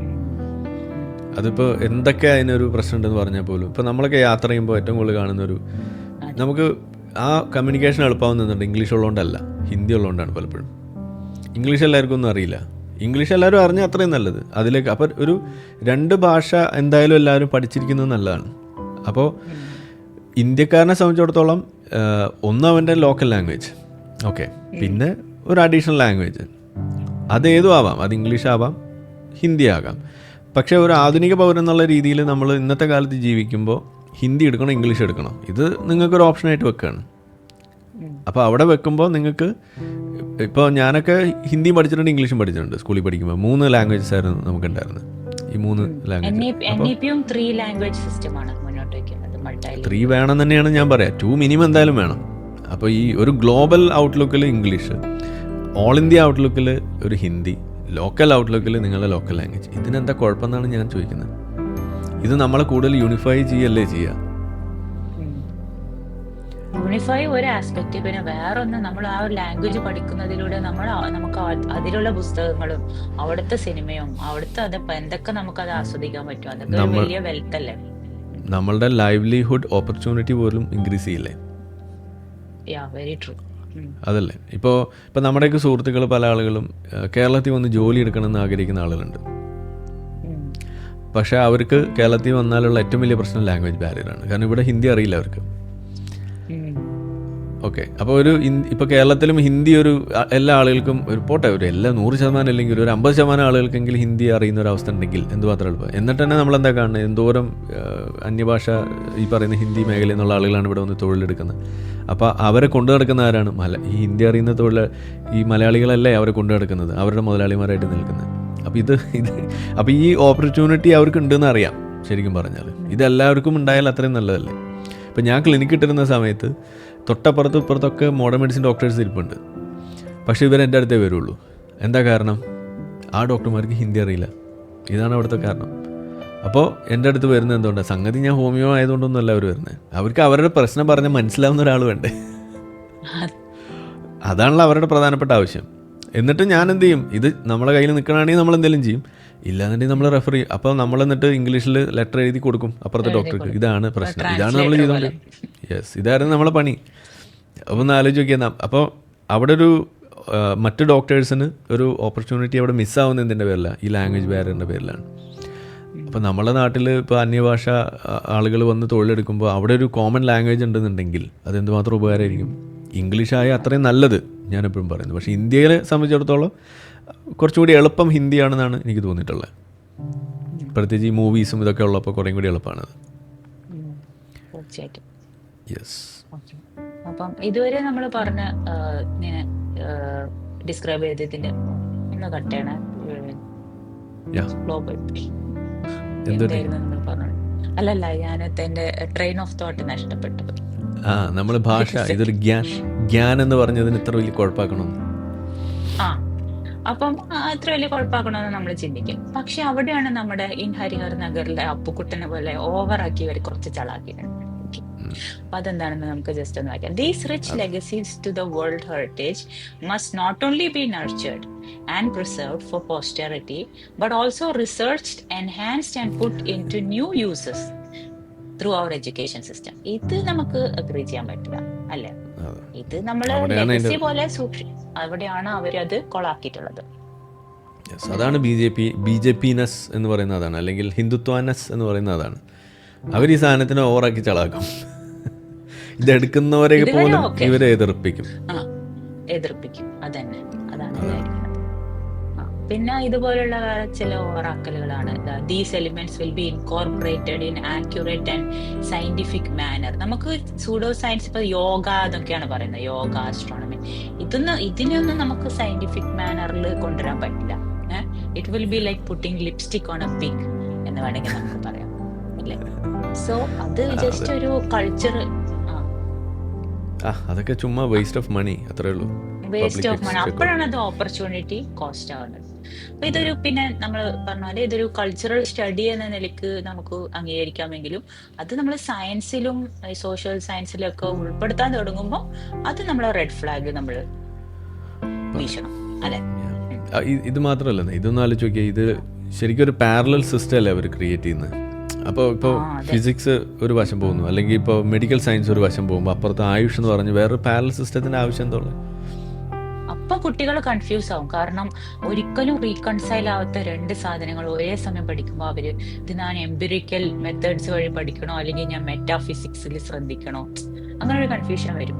അത് അതിന്റെ ഒരു പ്രശ്നം. അപ്പൊ അവസാനം ഈ പറയുന്ന ഇന്ത്യൻ നോളജ് സിസ്റ്റത്തിന് അപ്രീഷിയേറ്റ് ചെയ്യാൻ വേണ്ടി എന്ന് പറയുന്ന സാധനം സത്യത്തിൽ ഇന്ത്യ ഇത്രയും കൂതറയാണോ എന്ന് പറയിപ്പിക്കുന്ന അവസ്ഥയിലേക്കാണ് കൊണ്ടെത്തിക്കുക. ഇതൊക്കെയാണോ ഇവിടെ ഉണ്ടായിരുന്നത്? ഇതൊക്കെയാണ് ഇപ്പോഴും കൊണ്ടു നടക്കുന്നത്. നാട്ടുകാർ മുഴുവൻ തെറി വിളിക്കുന്ന അവസ്ഥയിലേക്ക് കൊണ്ടുവരികയല്ലേ ചെയ്യുക. ഇപ്പോൾ യോഗയൊക്കെ ഇതേപോലെ പൊക്കി അടിക്കുന്നു. ആയുർവേദത്തൊക്കെ നമ്മൾ തെറി പറയുന്ന അവസ്ഥയിലേക്ക് കൊണ്ടെത്തിച്ച് എന്തുകൊണ്ടാണ്? ഈ സാധനം ഇതിൻ്റെ ദൈവികത ഉൾപ്പെടെയുള്ള കാര്യങ്ങൾ ഇന്നും ശരിയാണെന്ന് പറയുന്നുണ്ടല്ലേ. അതാണ് ഇതിൻ്റെ പ്രശ്നം. അവിടെയാണ് ഇതിന്റെ പ്രശ്നം. അത് പിന്നെന്താണ് ഇതിൽ പറയുന്നത്? പിന്നെ ഇതുപോലെ തന്നെ സാൻസ്ക്രിറ്റിന് ഭയങ്കരമായിട്ടുള്ള ഒരു ഇമ്പോർട്ടൻസ് കൊടുക്കുന്നുണ്ട്. ഓക്കെ, സാൻസ്ക്രിറ്റ് ഒരു ലാംഗ്വേജ് എന്ന നിലയ്ക്ക് നമുക്ക് അംഗീകരിക്കാം. പക്ഷെ സാൻസ്ക്രിറ്റ് ഇപ്പൊ ഉപയോഗിക്കുന്നില്ല. അപ്പൊ അത് ഈ ഞാൻ നേരത്തെ പറഞ്ഞ 3 ലാംഗ്വേജ് ഫോർമുലയിലേക്കൊക്കെ സാൻസ്ക്രിറ്റിനെ കൊണ്ടുവരുന്നത് കൊണ്ട് ഇപ്പൊ എന്താണ് അതിന്റെ ഒരു ഗുണം? അതെനിക്ക് ശരിക്കും മനസ്സിലായിട്ടില്ല. സാൻസ്ക്രിറ്റ് ഇപ്പൊ പഠിച്ചിട്ട് നമ്മളൊക്കെ സ്കൂളിൽ പഠിക്കുമ്പോഴും ഉണ്ടായിരുന്നു തോന്നുന്നു സാൻസ്ക്രിറ്റ് ഒക്കെ. ആ പഠിച്ച കുട്ടികളൊക്കെ ഇപ്പൊ എന്ത് ചെയ്യണോ സാൻസ്ക്രിറ്റ് പഠിച്ച സാൻസ്ക്രിറ്റ് ഒക്കെ അവരെടുക്കാന്ന് വെച്ചാല് അല്ലത് A+ കിട്ടാനല്ലേ, അന്ന് A+ അല്ല, പക്ഷെ ഏറ്റവും കൂടുതൽ മാർക്ക് എളുപ്പം കിട്ടാൻ സാൻസ്ക്രിറ്റ് ആണെന്ന് പറയും. എന്നിട്ട് അത് പോയി എടുക്കും. അല്ലാണ്ട് അവർക്ക് ഇത് താല്പര്യം ഉണ്ടായിട്ടൊന്നല്ല. നമ്മൾ ഈ മലയാളത്തിൽ ഈ വർണ്ണം അതെന്തൊക്കെയോ ഉണ്ടായിരുന്നില്ല, വൃത്തം ഇതൊക്കെ പഠിച്ച് തേഞ്ഞിരിക്കുമ്പോ അവര് എന്തോ 2 ലൈൻ എഴുതി 50 വാങ്ങി വരുന്നത് കാണാം. അതാണ്. അതെ, അല്ല ഇപ്പം ഞാൻ ഈ സംസ്കൃതത്തിൻ്റെ കാര്യം പറഞ്ഞപ്പോഴാണ് ഒരു ഭാഷ എന്നുള്ള രീതിയിൽ അത് അറിയുന്നതിനോടൊന്നും നമുക്ക് വിരോധമല്ല. ഓക്കെ, ഇപ്പോൾ പല കാര്യങ്ങളും ഇങ്ങനെ ഒരു സാധനത്തിൽ ഇന്നത് പറഞ്ഞിട്ടുണ്ട് എന്നൊക്കെ ഇപ്പോൾ നമ്മൾ പറയുമ്പോൾ അതിനൊക്കെ നമുക്ക് ഉപയോഗിക്കാം. ഇങ്ങനെ പല കാര്യങ്ങൾ പണ്ടുണ്ടായിട്ടുണ്ട്. ഇപ്പോൾ ഒരു ഏറ്റവും വലിയ ഇപ്പോൾ ഞാനൊരു എയ്ത്തീസ്റ്റ് ആവുന്ന ഒരു അവസ്ഥ ഉണ്ടായില്ല. ഇപ്പോൾ ദൈവം എന്ന് പറയുന്ന കൺസെപ്റ്റിൽ നമുക്ക് വിശ്വാസം ഇല്ലാതെ ആകുന്നതിന് ഒരു പ്രധാന കാരണം എൻ്റെ ഉമ്മയാണെന്ന് വേണമെങ്കിൽ ഞാൻ പറയും. കാരണം എന്താണ്, നമ്മൾ പണ്ട് പരീക്ഷയ്ക്കൊക്കെ പഠിച്ചിട്ട് ഇങ്ങനെ പോകും. പക്ഷെ അപ്പോഴും നമുക്കൊരു ടെൻഷൻ ഉണ്ടാവുമല്ലോ, ഇത് ഇനിയിപ്പോൾ പരീക്ഷ പ്രശ്നമാവോ, എല്ലാം എഴുതാൻ പറ്റുമോ എന്നൊക്കെ പറഞ്ഞ് നമ്മളിങ്ങനെ ടെൻഷൻ അടിക്കുമല്ലോ ചെറിയ കുട്ടികളാകുമ്പോൾ. അപ്പോൾ ഉമ്മ പറയുന്നൊരു സംസ്കൃത ശ്ലോകം, ജിഹാദിയായ എൻ്റെ ഉമ്മ പൊട്ടൻഷ്യൽ ജിഹാദിയായിട്ട് നടന്നിരുന്ന സമയത്ത് പറഞ്ഞിരുന്നത് സംസ്കൃത ശ്ലോകം. അത് ആര് പറഞ്ഞാണ്? അത് ശ്രീകൃഷ്ണൻ പറഞ്ഞാണെന്നാണ് എനിക്ക് തോന്നുന്നത്. ഏതാണെന്ന് എനിക്ക് ഓർമ്മയില്ല. എന്താണ്? കർമ്മണ്യവാധികാരസ്ഥെ മാ ഫലേഷു കഥാജന എന്ന് പറയുന്ന സാധനം. ഓക്കെ, അതല്ല, അതേപോലെ മറ്റൊരു സാധനം. അല്ല, അപ്പം ഇത് എന്നോട് പറയും. അപ്പോൾ ഞാനപ്പോൾ ഉമ്മ എന്നിട്ട് പറയും, ഇതിൻ്റെ അർത്ഥം നമുക്ക് അറിയില്ലല്ലോ. അപ്പോൾ ഉമ്മ എന്നിട്ട് അർത്ഥം പറയും, ഇതെന്ന് പറഞ്ഞാൽ നിങ്ങൾ ചെയ്യാനുള്ളത് നിങ്ങൾ ചെയ്യുക, ബാക്കി ദൈവം നോക്കിക്കോളും എന്നാണ് പറയാം. ഇതാണ് ഇതിൻ്റെ അർത്ഥം എന്നാണ് എന്നോട് പറഞ്ഞത്. അപ്പോൾ ഞാൻ ഇങ്ങനെ ആലോചിച്ചപ്പോൾ പിന്നെ ആലോചിക്കാൻ തുടങ്ങിയപ്പോൾ ഇപ്പം ഞാൻ ചെയ്യേണ്ടത് ഞാൻ ചെയ്താൽ പിന്നെ ദൈവത്തിന് എന്താ പണി? എന്നാലും ഉമ്മ എന്തുകൊണ്ടായിരിക്കും ഖുറാനിലായത്ത് ഇതിന്റെ മോലുള്ള എടുക്കാഞ്ഞ്? സംസ്കൃതത്തിൽ പോയി അതിന് ഖുറാനൊന്നും അറിയില്ലല്ലോ, അതല്ലേ അന്ന്. ഇത് മറ്റേ മഹാഭാരതം സീരിയലിൽ കേട്ടതായിരിക്കും. എവിടുന്ന മീൻസ് പണ്ടൊക്കെ ആളുകൾ അവരൊക്കെ പഠിച്ചിരുന്നത് അങ്ങനത്തെ ഒരു അറ്റ്മോസ്ഫിയറിലല്ലേ. അപ്പോൾ ഇതൊക്കെ ആളുകൾ അങ്ങോട്ടും ഇങ്ങോട്ടും പറയും. അപ്പോൾ സ്വാഭാവികമായിട്ടും സാറുമാർ പറയും, ടീച്ചർമാരൊക്കെ പറയുന്ന ഒരു സാധനങ്ങളാണിത്. അപ്പോൾ ഇത് നമ്മൾ കേൾക്കുന്നത് അങ്ങനെയാണ്. അപ്പോൾ ഒന്ന് ആലോചിച്ച് നോക്കിയാൽ നമ്മൾ അന്ന് നമ്മളുടെ ഒരു സിറ്റുവേഷനിൽ നിന്ന് ഓവർകം ചെയ്യാൻ വേണ്ടിയിട്ട് നമ്മൾ ഉപയോഗിച്ചത് ഈ സംസ്കൃത ശ്ലോകമാണ്. ഇങ്ങനെയാണ് നമുക്ക് സംസ്കൃതമാണ് ഇത് അറിയുന്നത്. പിന്നെ നമ്മളെ ആകാശവാണിയിൽ വാർത്ത അതിലുണ്ടാവുമല്ലോ, ആകാശവാണി വാർത്ത എന്ന് പറഞ്ഞിട്ട് മറ്റേ എന്താണ് ഇതി വാർത്ത സമ്പ്രതി വാർത്ത ശ്രൂയന്താം ഇതി വാർത്താഹ എന്ന് പറയുമ്പോൾ ഒരു സന്തോഷമാണ്. അപ്പോൾ ഇതുപോലെ ഒരു സാധനം, അപ്പോൾ ഒരു ആസ് എ ലാംഗ്വേജ് അത് നമ്മൾ പഠിക്കാം, അതിനൊന്നും നമുക്കൊരു വിരോധമില്ല. അപ്പോൾ നമ്മൾ ആലോചിക്കണത് ഈ സാധനത്തിനൊരു ഡിവിനിറ്റി കൊണ്ടുവരികയാണ്. ഇതുപോലെയുള്ള സാധനങ്ങൾക്ക് ഒരു സ്പെഷ്യൽ ഒരു കൺസിഡറേഷൻ ഈ ലാംഗ്വേജിന്, അതിനൊരു അങ്ങനെ ഒരു ഹൈ ഗ്രൗണ്ട് കൊടുക്കേണ്ട കാര്യമൊന്നുമില്ല ഈ സംഭവത്തിന്. പക്ഷേ നമ്മളുടെ ഇന്ത്യൻ കൾച്ചറിൽ, ഇന്ത്യൻ സയൻസ് ഫീൽഡിലൊക്കെ ഏറ്റവും കൂടുതൽ ഇൻഫ്ലുവൻസ് ഉണ്ടാക്കിയിട്ടുള്ളൊരു ലാംഗ്വേജാണ്, അതിൽ നമുക്ക് തർക്കമില്ല. ഓക്കെ, ഇനി ഇതിനെ എതിർക്കുന്ന ആളോട് എനിക്ക് പറയാനുള്ളത്, നിങ്ങൾക്ക് ഇസ്ലാമിക് ഗോൾഡൻ ഏജ് എന്ന് പറയാനും അതല്ലെങ്കിൽ അറബിക് ഗോൾഡൻ ഏജ് എന്നൊക്കെ പറയാൻ നിങ്ങൾക്ക് ഒരു ബുദ്ധിമുട്ടില്ല എന്നുണ്ടെങ്കിൽ, ഈ സംസ്കൃത് എംപവേർഡ് ആയിട്ടുള്ള അല്ലെങ്കിൽ അതിനെ ബേസ് ചെയ്തുകൊണ്ടുള്ള ഒരു നോളജ്, ഒരു സിസ്റ്റം ഇവിടെ നിലനിന്നു എന്നത് സമ്മതിക്കാൻ എന്താണ് നിങ്ങൾക്ക് ബുദ്ധിമുട്ടുണ്ടാകേണ്ട കാര്യം എന്നുള്ളതെന്നാണ് ഞാൻ ചോദിക്കുക. ഇതിനെ അടിമുടി എതിർക്കുന്ന ആളുകൾ, അല്ലെങ്കിൽ നിങ്ങൾ രണ്ടിനെ എതിർക്കണം. ഇതത് കാണുന്നില്ല. ഇത് ഇസ്ലാമിക് ഗോൾഡൻ ഏജ് അത് ഉണ്ടായിരുന്നു, അത് വലിയ സംഭവമാണ്. അറബിക്ക് കുറേ ട്രാൻസ്ലേഷൻസ് ഒക്കെ നടത്തിയിട്ടൊക്കെ ശരിയാണ്. ഈ ട്രാൻസ്ലേഷൻ നടത്തിയ സാധനം കൊണ്ട് ഈ സംസ്കൃതത്തിൽ നിന്ന് കൊണ്ടുപോയ സാധനമാണെന്ന് നിങ്ങൾ സമ്മതിച്ചാൽ മതി. അത് സമ്മതിക്കുകയില്ല.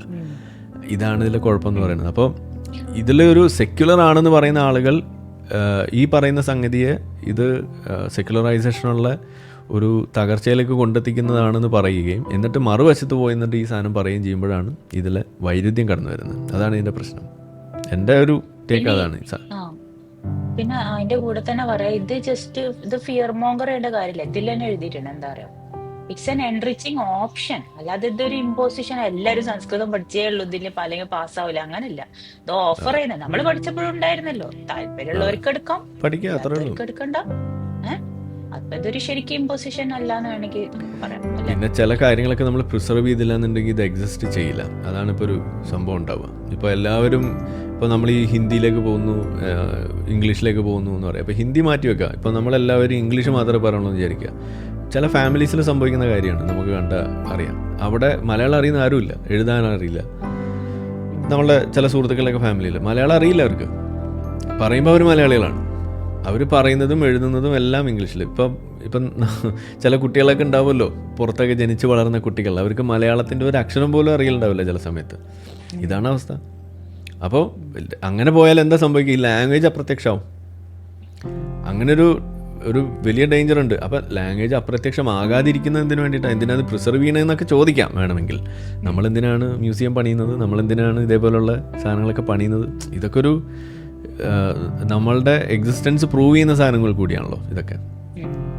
അപ്പോൾ അതിൻ്റെ ഭാഗമാണ് ഇതൊക്കെ, നമ്മൾ ജീവിക്കുമ്പോൾ ഉണ്ടാവുന്ന അതിൻ്റെ part and parcel of our existence ഇതൊക്കെ. അപ്പോൾ അത് നമ്മൾ ഭാവിയിലേക്ക് വരുന്ന ആളുകൾക്ക് അത് ഒരു മെമ്മോറായിട്ട് അവിടെ കീപ്പ് ചെയ്യാന്നുള്ളതാണ് നമ്മളതുകൊണ്ട് ഉദ്ദേശിക്കുന്നത്. അല്ലാതെ ഇതിങ്ങനെ ഇമ്പോസ് ചെയ്യണമെന്നൊന്നും നമ്മൾ പറയുന്നില്ല. പക്ഷേ അല്ലാന്നുണ്ടെങ്കിൽ ഇത് നാച്ചുറലി ഇത് കെട്ടുപോകും. എത്രയോ ലാംഗ്വേജസ് കെട്ടുപോയിട്ടുണ്ട് ലോകത്ത്. അപ്പോൾ അതേപോലെ ഏത് ലാംഗ്വേജിനും അത് സംഭവിക്കാം. അതുപോലുള്ള വേറൊരു പാരഗ്രാഫാണ് ഇതിലുണ്ടായിരുന്നത്. അതായത് ഈ ഫൗണ്ടേഷണൽ സ്റ്റേജ് മുതൽ തന്നെ ഈ കരിക്കുലർ റീഡിസൈൻ ചെയ്യുമ്പോൾ it will be rooted in the Indian local context and ethos in terms of culture, tradition, heritage, okay. ഓക്കെ, അപ്പൊ നമുക്ക് വേണമെങ്കിൽ അതും ഇങ്ങനെ നെഗറ്റീവ് ലെൻസിലൂടെ വേണമെങ്കിൽ നമുക്ക് പറയാം. ട്രഡീഷണൽ വേസ് ഓഫ് ലേണിംഗ് ഒക്കെ ഇൻകോർപ്പറേറ്റ് ചെയ്യുന്നുണ്ട്. പക്ഷെ അതേസമയം ഒരു ലോക്കൽ കോണ്ടെക്സ്റ്റ് എപ്പോഴും നല്ലതാണ്. നമ്മൾ പഠിക്കുമ്പോൾ എല്ലാം ഭയങ്കര വെസ്റ്റേണൈസ്ഡ് ആയിട്ടുള്ള ആ ഒരു കൊളോണിയൽ കാലത്തുള്ള ആ ഒരു ഇംഗ്ലീഷിനോടുള്ള ആ ഒരു അപ്രമാദിത്വം കാരണം നമുക്ക് റിലേറ്റ് ചെയ്യാൻ പറ്റുന്ന ഒരു എക്സാമ്പിൾസോ ഒക്കെ കുറവായിരുന്നു നമ്മൾ പഠിച്ചോണ്ട്, അല്ലെ? അപ്പൊ അത് ശരിക്കും അതിന്റെ ഒരു പോസിറ്റീവായിട്ട് വേണമെങ്കിൽ നമുക്ക് എടുക്കാം. അപ്പൊ അത് എങ്ങനെ ഇംപ്ലിമെന്റ് ചെയ്യുന്നു എന്ന്, എത്രത്തോളം അതിലേക്ക് ഇത് വരുന്നു, അല്ലെങ്കിൽ ജസ്റ്റ് ഒരു എക്സാമ്പിൾ പോലെ, അല്ലെങ്കിൽ നമുക്കൊരു മാത്ത് പ്രോബ്ലം തരുമ്പോൾ അതിൽ നമ്മുടെ കൾച്ചർ, നമ്മുടെ ചുറ്റുപാടിൽ നിന്നുള്ള കുറച്ചും കൂടി കാര്യങ്ങൾ കൊടുക്കുമ്പോൾ നമുക്ക് കാര്യങ്ങൾ മനസ്സിലാക്കാനും കുറച്ചും കൂടി ക്രിയേറ്റീവ് ആയിട്ട് മനസ്സിലാക്കാനുള്ള ഒരു ഓപ്ഷൻ എന്ന രീതിയിൽ ഇത് നല്ലൊരു കാര്യമായിട്ട് നമുക്ക് പറയാം. പക്ഷെ അതേസമയത്ത് അടിച്ചേൽപ്പിച്ച് എല്ലാ സ്ഥലത്തും ഇങ്ങനെ കൾച്ചർ അതാവുമ്പോൾ അത് കുളമാവും ചെയ്യും. ഇതിന് ബെസ്റ്റ് എക്സാമ്പിൾ ആണ് കേട്ടോ ഉൺറ നടത്തുന്ന സ്കൂള്. അവർ ആ കുട്ടികളെ എണ്ണാൻ പഠിപ്പിക്കുന്നത് ജിഹാദികളെ നിരത്തി നിർത്തിയിട്ടാണ്. അതുപോലെ അവർ ആൽഫബറ്റ് പഠിപ്പിക്കുന്നവർ ഹ ഫോർ ജിഹാദ്, ജ ഫോർ ജഹന്നം, ഇങ്ങനെയാണ് അവർ പഠിപ്പിക്കുന്നത്. ഫ ഫോർ ഫിദായിൻ. പേപ്പട്ടി മതത്തിന് ഒരു കാര്യമില്ല ഇവിടെ, പക്ഷെ എന്നാലും നമ്മളെ കൊണ്ടുവരൂല്ലേ? അല്ല നമ്മുടെ ലോക്കൽ കോണ്ടെക്സ്റ്റ് വെച്ചിട്ട് എങ്ങനെയാണ് പാഠ്യപദ്ധതി തയ്യാറാക്കണെന്ന് പറഞ്ഞുകൊണ്ട് ബെസ്റ്റ് എക്സാമ്പിൾ ഉൺറയുടെ സ്കൂളിന്റെ ഇത് അവരുടെ ടെക്സ്റ്റ് ബുക്കിലുള്ള കാര്യം പറഞ്ഞത്. നമ്മൾ വെറുതെ പറഞ്ഞതല്ല, അവരുടെ അവരുടെ ടെക്സ്റ്റ് ബുക്കിൽ അല്ല ഇതാണ്. അവരുടെ ലോക്കൽ കോണ്ടെക്സ്റ്റ് ജിഹാദ് ആയതുകൊണ്ട് അതാണ് അത് വരുമല്ലോ. ഉം. ഇപ്പോൾ ഫോർ സ്വാഭാവികം. എക്സാമ്പിൾ അവരുടെ മദ്രസയിൽ ഈ എന്താണ് ജിഹാദിനെ കുറിച്ച് പഠിപ്പിക്കും കുട്ടികളെ. അപ്പോൾ ആ ജിഹാദിനെ കുറിച്ച് പഠിപ്പിക്കുമ്പോൾ അവരുടെ ലോക്കൽ കോണ്ടെക്സ്റ്റ് കൊണ്ടുവരുന്നത് എങ്ങനെയാണ്? അതായത് fighting for the liberation of Palestine is also a jihad എന്നാണ് അവർ പഠിപ്പിക്കുന്നത്. അത് അറബിയിൽ എഴുതി വെച്ചിട്ട്. അപ്പോൾ അവരവരുടെ നാഷണൽ കോസിന് വേണ്ടി നിൽക്കുന്നത് പോലും ജിഹാദാണെന്നാണ് പഠിപ്പിക്കുന്നത്. ഇതാണ് ആ പറഞ്ഞ ലോക്കൽ കോണ്ടെക്സ്റ്റ് എന്ന് പറയുന്നത്. So simple. ഇപ്പോൾ എല്ലാവർക്കും കാര്യം മനസ്സിലായെന്ന് വിചാരിക്കുന്നു. അപ്പൊ നമ്മൾ ഇതിന്റെ ഒരു ഫിലോസഫിക്കൽ ആൻഡ് ഐഡിയോളജിക്കൽ വശത്തിലുള്ള കൺസേൺസ് പരിശോധിച്ചു.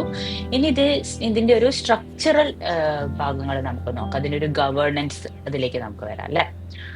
അപ്പൊ അതിലേക്ക് നമ്മൾ വരുമ്പം ആദ്യമായിട്ടുള്ളത് ഒരു മെയിൻ ആയിട്ട് റേസ് ചെയ്യുന്ന ഒരു പ്രോബ്ലം, കാവ്യവൽക്കരണത്തിനെ പോലെ തന്നെ അതിൽ ഫിയർ മോങ്കറിങ്ങിന്റെ വേറൊരു പോയിന്റ് ആണ് ഇത് എന്ന് പറഞ്ഞാൽ സെന്ററിന് ഭയങ്കരമായിട്ടുള്ളൊരു പവർ കൊടുക്കുന്നു, സ്റ്റേറ്റിന്റെ ഓട്ടോണമി നഷ്ടപ്പെടുന്നു എന്ന രീതിയിൽ പറയുന്നുണ്ട് അല്ലെ ആരിഫ്? പക്ഷെ എനിക്ക് അതിൽ ജസ്റ്റ് ഇതൊന്ന് കാണിക്കാനുണ്ട്. അത് ശരിക്കും അത് അത്ര ശരിയല്ല. കാരണം ഇതില് ഈ പോളിസി ഡോക്യുമെന്റിൽ പറയുന്നുണ്ട് States will prepare their own curriculum which may be based on NCFSE prepared by NCERT to the extent possible and prepared textbook. ഇപ്പം ചെയ്യുന്ന പോലെ തന്നെ incorporating the state flavor and material as needed.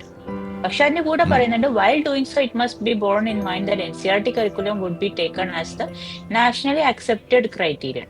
അപ്പം NCERT അവിടെ തന്നെ ഉണ്ട്, അതേസമയം സ്റ്റേറ്റിന് അതിന്റെ ഒരു ഫ്ലേവർ, അവരുടെ ഒരു വെർഷൻ ഓഫ് ദാറ്റ് അവർക്ക് ചെയ്യാം. അപ്പൊ ഇവിടെയാണ് നമ്മുടെ മന്ത്രിയൊക്കെ പറഞ്ഞത് ഫ്ലെക്സിബിലിറ്റി ഉണ്ട് കരിക്കുലത്തിൽ. അപ്പം അത് അങ്ങനെ ഈ NEP നമുക്ക് അങ്ങനെ ഡെഡ്യൂസ് ചെയ്യാൻ പറ്റില്ല. സ്റ്റേറ്റിന്റെ എല്ലാ ഇതും പോയി ഇനി എല്ലാ സെന്ററിൽ നിന്ന് അങ്ങോട്ട് വന്ന് കാവ്യാക്കും, അങ്ങനെ നമുക്ക് പറയാൻ പറ്റില്ല. Even in this document it doesn't say so. എല്ലാവരും യെസ്, അതൊരു കാര്യം. രണ്ടാമത്തേത് ഇതിനകത്ത് ഒരു സംഭവം എന്ന് പറഞ്ഞാൽ ഇത് കമ്മ്യൂണിസ്റ്റുകാരെ സംബന്ധിച്ചിടത്തോളം ഒരു റിയാലിറ്റി ചെക്കാണെന്നാണ് എനിക്ക് തോന്നുന്നത്. ഇത് അവരുടെ മുൻ കാലങ്ങളിൽ അവരെടുത്തിട്ടുള്ള പല തീരുമാനങ്ങളിലും അവരുടെ നിലപാടുകളിലൊക്കെ ഇതൊന്ന് അപ്ലൈ ചെയ്ത കാര്യം വ്യക്തമാണ്. ഇപ്പോൾ പൗരത്വ ഭേദഗതി ബില്ലിലെല്ലാം ഇവരിങ്ങനെ യഥാർത്ഥത്തിൽ അതെന്താണെന്ന് അവർ പറഞ്ഞിട്ടില്ല, എന്നിട്ട് അതിനെ ഫിയർ മോങ്കർ ചെയ്തുകൊണ്ടിരുന്നു. ഇതാണ് സംഭവിച്ചത്. പക്ഷേ ഇതിലിപ്പോൾ ഇവർ ഒപ്പുവെക്കുകയും ഇത് ഇങ്ങനെ ഒരു സംഭവം ആയതുകൊണ്ടാണ് കമ്മ്യൂണിസ്റ്റുകാർ ഇതിലെ സത്യം പറയേണ്ടി വന്നത്. ഇതേപോലുള്ള സത്യങ്ങൾ എല്ലാത്തിലും ഉണ്ടായിരുന്നു, അതാണ് ഞാൻ പറയാം. അപ്പോൾ ഇത് നാട്ടുകാർ മനസ്സിലാക്കുക, ഇത് നിങ്ങളെ പറ്റിക്കുകയാണ് ഈ പറയുന്ന ഈ കമ്മ്യൂണിസ്റ്റുകാരായാലും കോൺഗ്രസ്സുകാരായാലും. ഇപ്പോൾ കോൺഗ്രസ്സുകാരാണ് ഇതിൻ്റെ പേരിൽ ആളുകളെ പറ്റിച്ചുകൊണ്ടിരിക്കുന്നത്. യെസ്, നേരത്തെ CPI നേരത്തെ പൗരത്വ ഭേദഗതിയുടെ വിഷയം വന്നപ്പോൾ രണ്ടുപേരും ഒരുമിച്ച് നിന്ന് പറ്റിച്ചു. വഖഫിൻ്റെ വിഷയം വന്നപ്പോൾ അതിലെല്ലാവരും കൂടി ഒരുമിച്ച് നിന്ന് പറ്റിച്ചു. പിന്നെ യൂണിഫോം സിവിൽ കോഡ് വരുമ്പോൾ അതിലും ഒരുമിച്ച് നിന്നിട്ട് പറ്റിക്കുന്നു. അപ്പോൾ ഇതിൽ ഇങ്ങനെ ഒരു സംഗതി വന്നപ്പോൾ ഇവർക്ക് ഇതിലെ വസ്തുത പറയേണ്ടി വന്നു. പറഞ്ഞപ്പോൾ എന്തായി? കമ്മ്യൂണിസ്റ്റുകാർ ഇപ്പോൾ സംഖ്യകളായി മാറി. അതാണ് ഇപ്പോൾ ഉണ്ടായത്.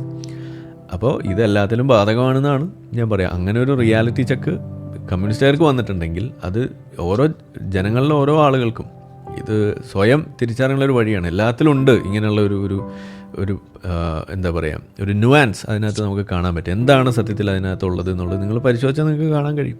പക്ഷേ ആരും അത് നിങ്ങളോട് പറയുന്നില്ല, നിങ്ങളത് അന്വേഷിക്കാനും പോകുന്നില്ല. അപ്പോൾ നിങ്ങൾ ആ പറയുന്നത് വിശ്വസിച്ച് ജയ് വിളിക്കാൻ നടക്കുന്നു. ഇതാണ് സംഭവിക്കുന്നത്. നമ്മളതിൽ നിൽക്കുന്നില്ല, കാരണം നമ്മളത് അന്വേഷിക്കുന്നു. അത് എല്ലാ വിഷയത്തിലും. ഇപ്പോൾ പിങ്ക് ഇവിടെ അവതരിപ്പിച്ചുള്ള ഓരോ വിഷയം നിങ്ങൾ എടുത്തു നോക്കുക. ഈ നമ്മളുടെ IPC റിപ്പോർട്ട്, ആംനസ്റ്റി റിപ്പോർട്ട്, ഇതിലെല്ലാം നമ്മൾ പറയുന്നത് ഇത് തന്നെയാണ്. നിങ്ങളെ പറ്റിക്കുകയാണ് ആളുകൾ ചെയ്യുന്നത്. Okay, yes. ഓക്കെ, പിന്നെ ഇതിന്റെ ഒരു ഗവേണൻസ് ആസ്പെക്റ്റില് ഇത് നമുക്ക് ഒറ്റയടിക്ക് നോക്കിയാൽ ഇത് ശരിയാണല്ലോ എന്ന് തോന്നും. കാരണം PM ശ്രീ ഒരു സബ്സെറ്റ് ഓഫ് സ്കൂൾസ് മാത്രമേ മോഡൽ സ്കൂൾസ് ആയിട്ട് എടുക്കുന്നുള്ളൂ. അപ്പൊ നമുക്ക് തോന്നും ഈ 14,000 സ്കൂളിൽ മൊത്തം ഉടച്ചു വാർക്കുന്നു, ബാക്കിയുള്ള സ്കൂളുകളൊക്കെ പഴയ പോലെ തന്നെ. അപ്പൊ അതൊക്കെ നിഗ്ലക്റ്റ് ആയി ഈ സ്കൂളുകൾ മാത്രം വേറൊരു തരത്തിലാവും, അങ്ങനെ നമുക്ക് തോന്നും അല്ലെ.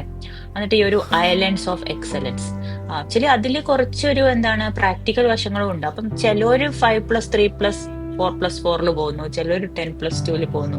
അത് ശരിക്കും ക്ലിയർ അല്ല അവരെങ്ങനെയാണ് അത് ഉദ്ദേശിക്കുന്നത് രണ്ടും കൂടി മെർജ് ആക്കാന്.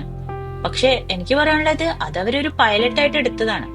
എല്ലാത്തിലും ഒരേ സമയം എത്ര സ്കൂളുണ്ട്, 95 സംതിങ് ഓർമ്മയില്ല, അത്രയും സ്കൂൾ ഒറ്റയടിക്ക് ചെയ്യാൻ പറ്റില്ലല്ലോ. അപ്പൊ അവര് കുറച്ച് സ്കൂളിൽ എടുക്കും. പിന്നെ ഇതെന്ന് പറഞ്ഞാല് ഒരു കാറ്റലിറ്റിക് എഫക്റ്റും ഇതിൽ വരും. ഇപ്പൊ നമ്മള് കോഴിക്കോട് നോക്കുകയാണെങ്കിൽ നടക്കാവ് സ്കൂളൊക്കെ പണ്ട് ആരിഫിനറിയില്ല, നടക്കാവ് അതിപ്പോ വളരെ മികച്ച സ്കൂളായിട്ട് വന്നിട്ടുണ്ട്. അപ്പൊ ആ സ്കൂളിന്റെ എക്സാമ്പിൾ നോക്കുമ്പോൾ അതിന്റെ ചുറ്റുള്ള സ്കൂളുകൾക്കും അതുപോലുള്ള കാര്യങ്ങൾ ചെയ്യാൻ, even if they are not part of the PM Shri, അത് അവരുടെ അടുത്ത് തന്നെ അങ്ങനെ ഒരു സ്കൂൾ ഉണ്ടാവുമ്പം അതിൽ നിന്ന് അവർക്ക് ഒരു പ്രചോദനം ഉൾക്കൊള്ളാലോ. അപ്പൊ അങ്ങനെയുള്ള ഒരു എഫക്ട്സും ഉണ്ടാവാം, റൈറ്റ്? So Yeah. അതില് വലിയൊരു കാര്യമില്ല. പക്ഷെ curious to know how will they integrate ഇതിലുള്ള സ്റ്റുഡൻസ് വേറെ സ്ട്രക്ചറിലാണ് പോകുന്നത്, മറ്റൊരു സ്റ്റിൽ 10+2. അപ്പൊ നമുക്ക് നോക്കണം അതെങ്ങനെയാണ് വർക്ക് ചെയ്യാന്നുള്ളത്. മേ ബി ഇതിനവരൊരു എല്ലാതും അല്ല, ഇതിനവരൊരു പീരീഡ് ഫിക്സ് ചെയ്തിട്ടുണ്ട് ഈ സംഗതി. അപ്പോൾ ആ പീരീഡ് കഴിയുമ്പോൾ എനിക്ക് മനസ്സിലായത് അതാണ്. അപ്പോൾ അടുത്ത സെറ്റ് ഓഫ് സ്കൂൾസിലേക്ക് അത് ഇംപ്ലിമെൻറ്റ് ചെയ്യും. ഇപ്പോൾ ഈ ഇനീഷ്യൽ പീരീഡിൽ ഇനീഷ്യൽ സെറ്റ് ഓഫ് സ്കൂൾസ്, അത് കഴിയുമ്പോൾ അത് കഴിയും. പിന്നെ അവർ അതിനെ മാനേജ് ചെയ്യൽ സ്റ്റേറ്റിൻ്റെ ബാധ്യതയായിട്ട് മാറും. ഓക്കെ, അപ്പോൾ ആ ഒരു എന്താ പറയുക, ഒരു മൂലധനം സപ്ലൈ ചെയ്യുന്ന പോലെയാണ് ഈ സാധനത്തിനുള്ള അപ്ഗ്രഡേഷന് വേണ്ടിയിട്ട്. അത് കഴിയുമ്പോൾ അടുത്ത സെറ്റ് ഓഫ് സ്കൂൾസിലേക്ക് അങ്ങനെ അത് മുന്നോട്ട് പോകാമെന്നുള്ളതാണ്. അപ്പോൾ സ്വാഭാവികമായിട്ട് ഇത് നമ്പർ ഇൻക്രീസ് ചെയ്യും. ഇത് ഒറ്റയടിക്ക് എല്ലാ സ്കൂളിലേക്കും എന്നുള്ളതിനേക്കാൾ അവർ ഘട്ടം ഘട്ടമായിട്ട് അത് ചെയ്യാന്നുള്ളതാണ് ഇതിൽ നടക്കാൻ പോകുന്നതാണ് എനിക്ക് മനസ്സിലാവുന്നത്. അതല്ലേ വയബിൾ ആയിട്ടുള്ളൊരു ഓപ്ഷൻ. പിന്നെ നമ്മുടെ നാട്ടിൽ ഓൾറെഡി ഇത്തരത്തിലുള്ള 2 സിസ്റ്റം ഉണ്ട്, CBSE സ്റ്റേറ്റും. CBSE 5+3+ അതേപോലെ പോയിക്കൊണ്ടിരുന്നത്. പക്ഷേ സ്റ്റേറ്റിൽ നിന്ന് CBSEയിലേക്കും CBSE സ്റ്റേറ്റിലേക്കും ഒക്കെ കുട്ടികൾ ഈസിലി ട്രാൻസിഷൻ ചെയ്തിരുന്നു കുറച്ച് പേരെ. അപ്പം അത് നമുക്ക് നോക്കി കാണാം. പിന്നെ ഇത് ആരിഫ് നേരത്തെ മെൻഷൻ ചെയ്തിരുന്നു, ഈ പാരലൽ സ്ട്രക്ചേഴ്സ്. ഓൾറെഡി നമ്മൾ ഒരു ഫിസിക്സ് പഠിക്കുന്നു, ഒരു സബ്ജക്റ്റ് പഠിക്കുന്നു, അത് മോഡേൺ ഡിസിപ്ലിൻസിലൂടെ പഠിക്കുന്നു. അതിന്റെ കൂടെ ഡ്യൂപ്ലിക്കേറ്റ് ആയിട്ടാണോ ഈ റിസോഴ്സസ് ഒക്കെ? അതൊരു വാലിഡ് കൺസേൺ തന്നെയാണ്. അതൊരു ഇംപ്ലിമെന്റേഷൻ ഡീറ്റെയിൽ ആണ് ശരിക്കും. അതിന്റെ ഒരു ഹെറിറ്റേജ് പഠിപ്പിച്ചിട്ട് മോഡേൺ മെത്തഡോളജീസ് തന്നെയാണ് കണ്ടിന്യൂ ചെയ്യുന്നെങ്കിൽ that's not a parallel structure. പക്ഷെ 2 ഫിസിക്സ് അങ്ങനെയൊക്കെ പഠിപ്പിക്കാൻ തുടങ്ങിയാൽ അത് മൊത്തം പ്രശ്നമാവും, അല്ലെ? അതുണ്ടല്ലോ, ഓൾറെഡി ആയുഷിൽ സംഭവിച്ചുകൊണ്ടിരിക്കുന്നതാണ്. 2 മെഡിസിൻ ഉണ്ട് ഇവിടെ ബേസിക്കലി. അതൊരു വേസ്റ്റേജ് ആണ്, ആളുകളുടെ ജീവിതം കുഴപ്പത്തിലാക്കുകയും ചെയ്യുന്നു, ആളുകൾ കൊല്ലുകയും കൂടി ചെയ്യുന്നു. അതാണ് അതിന്റെ പ്രശ്നം. അങ്ങനെ പഠിപ്പിക്കാൻ പിന്നെ സൂഡോ സയൻസ് ഓൺ സ്റ്റെറോയിഡ്സ് എല്ലാ സ്ഥലത്തും എല്ലാം സൂഡോകൾ കറങ്ങി നടക്കും. അതിൽ ഒരു സെന്റൻസ് അല്ലേ, this may be accompanied by using high quality textbook materials developed by INSEAD in conjunction with the SCRTs. അതാണ് അവിടെ എഴുതിയിരിക്കുന്നത്. SCRT ടെക്സ്റ്റ് ബുക്ക് ആണല്ലോ. രണ്ടുപേരും ഇൻക്ലൂഡഡ് ആണ്. അപ്പം ഇപ്പൊ നടക്കുന്ന പോലെ തന്നെ. അപ്പൊ നിങ്ങൾക്ക് എങ്ങനെയാണ് അത് ഉപയോഗിച്ചിട്ട് ഫിയർ മോങ്ങർ ചെയ്യാൻ പറ്റുക? അതെനിക്ക് മനസ്സിലായില്ല. പിന്നെ ആരിഫ് എനിക്ക് ഈ അടുത്ത് മാഹിയിലുള്ള ഒരു സ്കൂളിന്റെ വീഡിയോ അയച്ചു തന്നിരുന്നു, അല്ലേ? അതിലുള്ള അദ്ദേഹം പറയുന്നുണ്ട് അവര് കരിക്കുലം ഒന്നും മാറ്റിയിട്ടൊന്നുമില്ല, അത് സ്റ്റിൽ സ്റ്റേറ്റ് തന്നെയാണ്. സ്റ്റേറ്റ് അല്ല, മാഹി യൂണിയൻ ടെറിട്ടറി അല്ലേ? അപ്പൊ മാഹി തന്നെയാണ് തീരുമാനിക്കുന്നത്.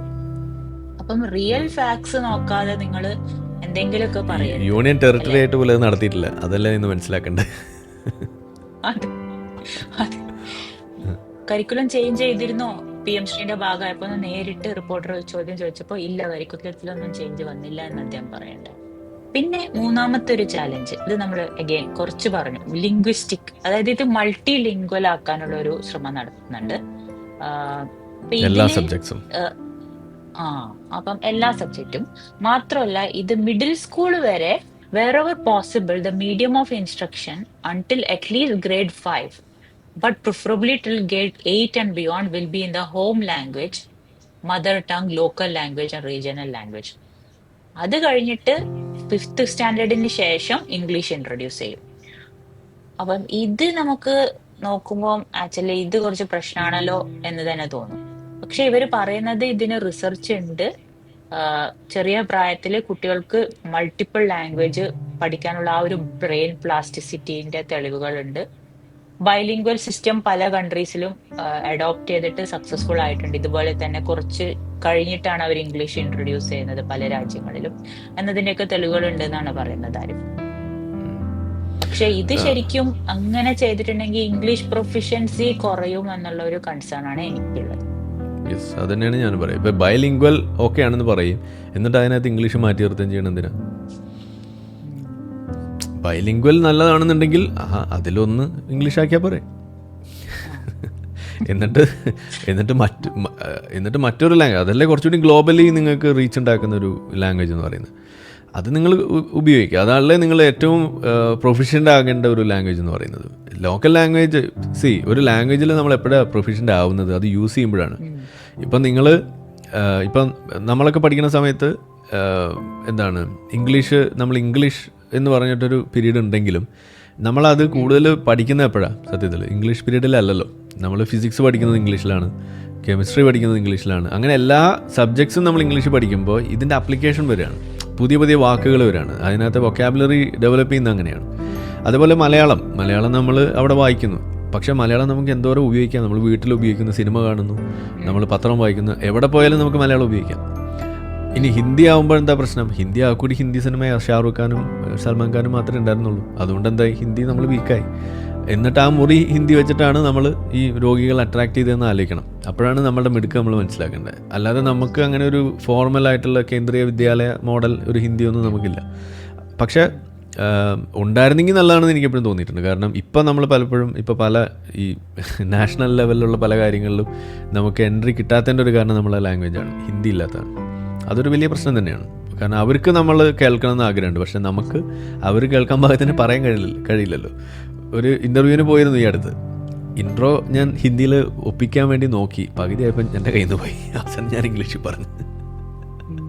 കാരണം നമുക്കത് വരില്ല. കേൾക്കുമ്പോൾ നമുക്ക് മനസ്സിലാവും. നമുക്ക് മുറിയും സാധനവും ജിഹ ഓക്കെ ഇതൊക്കെ നമുക്ക് പറയാം, തോടാ. പക്ഷെ അതിനപ്പുറത്തേക്ക് നമുക്ക് ഫ്ലുവൻ്റായിട്ട് അതിൽ ഒരു ഐഡിയ എക്സ്പ്രസ് ചെയ്യുക എന്ന് പറയുന്നത് ദാറ്റ്സ് നോട്ട് ഈസി. അവിടെ ഒരു വലിയൊരു ലിമിറ്റേഷൻ ഉണ്ട് നമുക്ക്. അതൊരു വലിയ പ്രോബ്ലം തന്നെയാണ്. അത് നമ്മൾ മനസ്സിലാക്കണം. അപ്പം ഈ ബൈലിംഗ്വൽ എന്ന് പറഞ്ഞുകൊണ്ട് നമ്മളവിടെ ലാംഗ്വേജസിനെ സെലക്ട് ചെയ്യുന്നിടത്തുള്ള ഒരു പ്രോബ്ലമാണ് ഇതിനകത്ത് ഞാൻ കാണുന്നത്. അവിടെ ഇംഗ്ലീഷിനെ നമ്മൾ മാറ്റി നിർത്തുകയും ലോക്കൽ ലാംഗ്വേജ്, ഹോം ലാംഗ്വേജ് എന്നൊക്കെ പറയുന്നതിന് കൂടുതൽ ഇതേപോലെയുള്ള സാധനം കൊടുക്കുകയും ചെയ്യുന്നത് അത് അൺവാണ്ടഡ് ആണെന്നാണ് എനിക്ക് തോന്നുന്നത്. അതിൻ്റെ ആവശ്യമില്ല. കാരണം ആ ലാംഗ്വേജ് അല്ലാതെ തന്നെ പഠിക്കാനുള്ള അവസരമുണ്ട്. അപ്പോൾ നമ്മൾ പുതിയതായിട്ട് പഠിക്കുന്ന ലാംഗ്വേജിനാണ് അവസരങ്ങൾ കൂടുതൽ സൃഷ്ടിക്കേണ്ടത്. അതിന് വേണ്ട ഏറ്റവും മിനിമം ചെയ്യാവുന്ന ഒരു കാര്യമാണ് ടെക്സ്റ്റ് ബുക്സ് ആ ലാംഗ്വേജിലുള്ളത് ഉപയോഗിക്കുക എന്നുള്ളത്. അതാണ് ഇംഗ്ലീഷിനും ഹിന്ദിക്കൊക്കെ ഏറ്റവും എളുപ്പം സാധിക്കുക. അതാണ്. അപ്പോൾ വേണമെങ്കിൽ സ്പ്ലിറ്റ് ചെയ്തോട്ടെ. ഇപ്പോൾ എന്താ പറയുക, ചില ടെക്സ്റ്റ് ബുക്സ് ഇപ്പോൾ സയൻസ് പ്രധാനമായിട്ട് എടുക്കുകയാണെന്നുണ്ടെങ്കിൽ അത് നിങ്ങൾ ഇതിൽ പഠിക്കും, ഇംഗ്ലീഷിൽ തന്നെ പഠിക്കും. ഹിസ്റ്ററി പഠിക്കുന്ന സമയത്ത് നിങ്ങൾ ആ ഹിസ്റ്ററി നിങ്ങൾ ഹിന്ദിയിൽ പഠിച്ചോ, എന്താ കുഴപ്പം? ഒരു കുഴപ്പമില്ല. അപ്പോൾ ഇന്ത്യൻ ഹിസ്റ്ററി നിങ്ങൾ ഹിന്ദിയിൽ പഠിക്കുക, എങ്ങനെ ഉണ്ടാവും? നല്ലതല്ലേ? പക്ഷേ സയൻസ് നിങ്ങൾ ഒരിക്കലും ഹിന്ദിയിൽ പഠിക്കരുതെന്നാണ് ഞാൻ പറയുക. കാരണം അതിൻ്റെ ഒരു ടെർമിനോളജി പോലും ഒരു ഗ്ലോബൽ സെറ്റിങ്സിൽ നിങ്ങൾക്ക് ഇത് കാണാൻ കഴിയില്ല. ആ ലോക്കൽ ലാംഗ്വേജിലുള്ളത് കിട്ടില്ല. അവിടെ എല്ലാം നിങ്ങൾ സംസാരിക്കുക ഇംഗ്ലീഷിൽ തന്നെയാണ് അത് വരിക.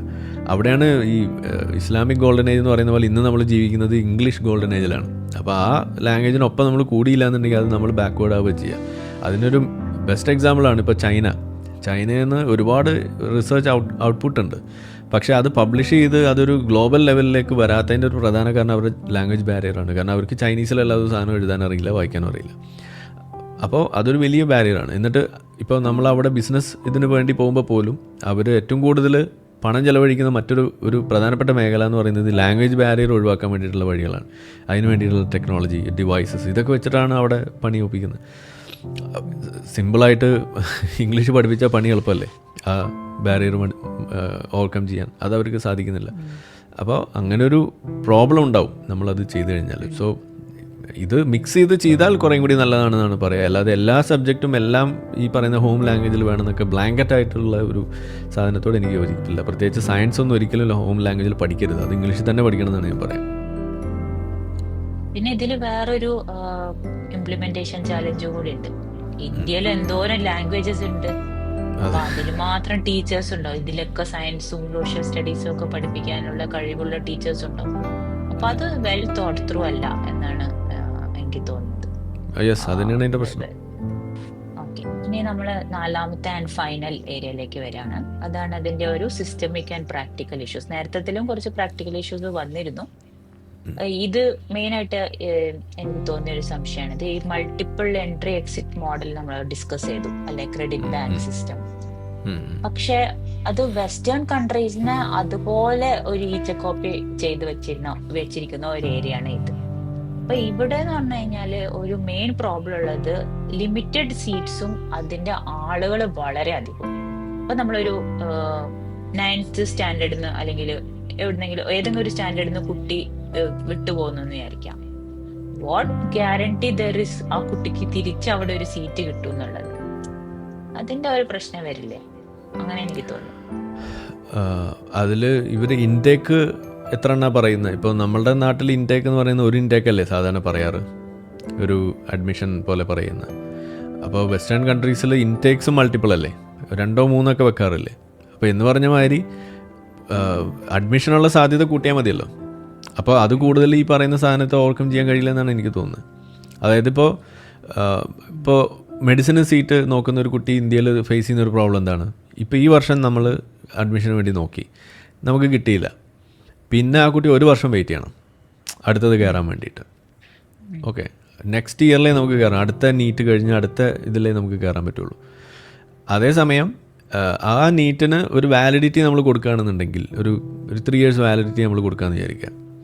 അപ്പോൾ ആ 3 year പീരീഡിന് ഇടയിൽ ഇതേപോലെ ഡ്രോപ്പ് ആവുന്ന ഏത് സമയത്തും ഇതേപോലെ മിഡ് ടേം അല്ലെങ്കിൽ ഇതുപോലുള്ള എന്താ പറയുക അഡീഷണൽ ഇൻടേക്സ് വരുന്ന സമയത്ത് അവിടെ അതിനകത്ത് കയറാനുള്ള ഒരു ഓപ്ഷൻ കിട്ടുകയാണെന്നുണ്ടെങ്കിൽ പുതിയ പുതിയ ബാച്ചസ് ഉണ്ടാക്കുക. അപ്പോൾ സൈമിൾട്ടേനിയസ്ലി കുറേ ബാച്ചസ് റൺ ചെയ്യാൻ പറ്റും.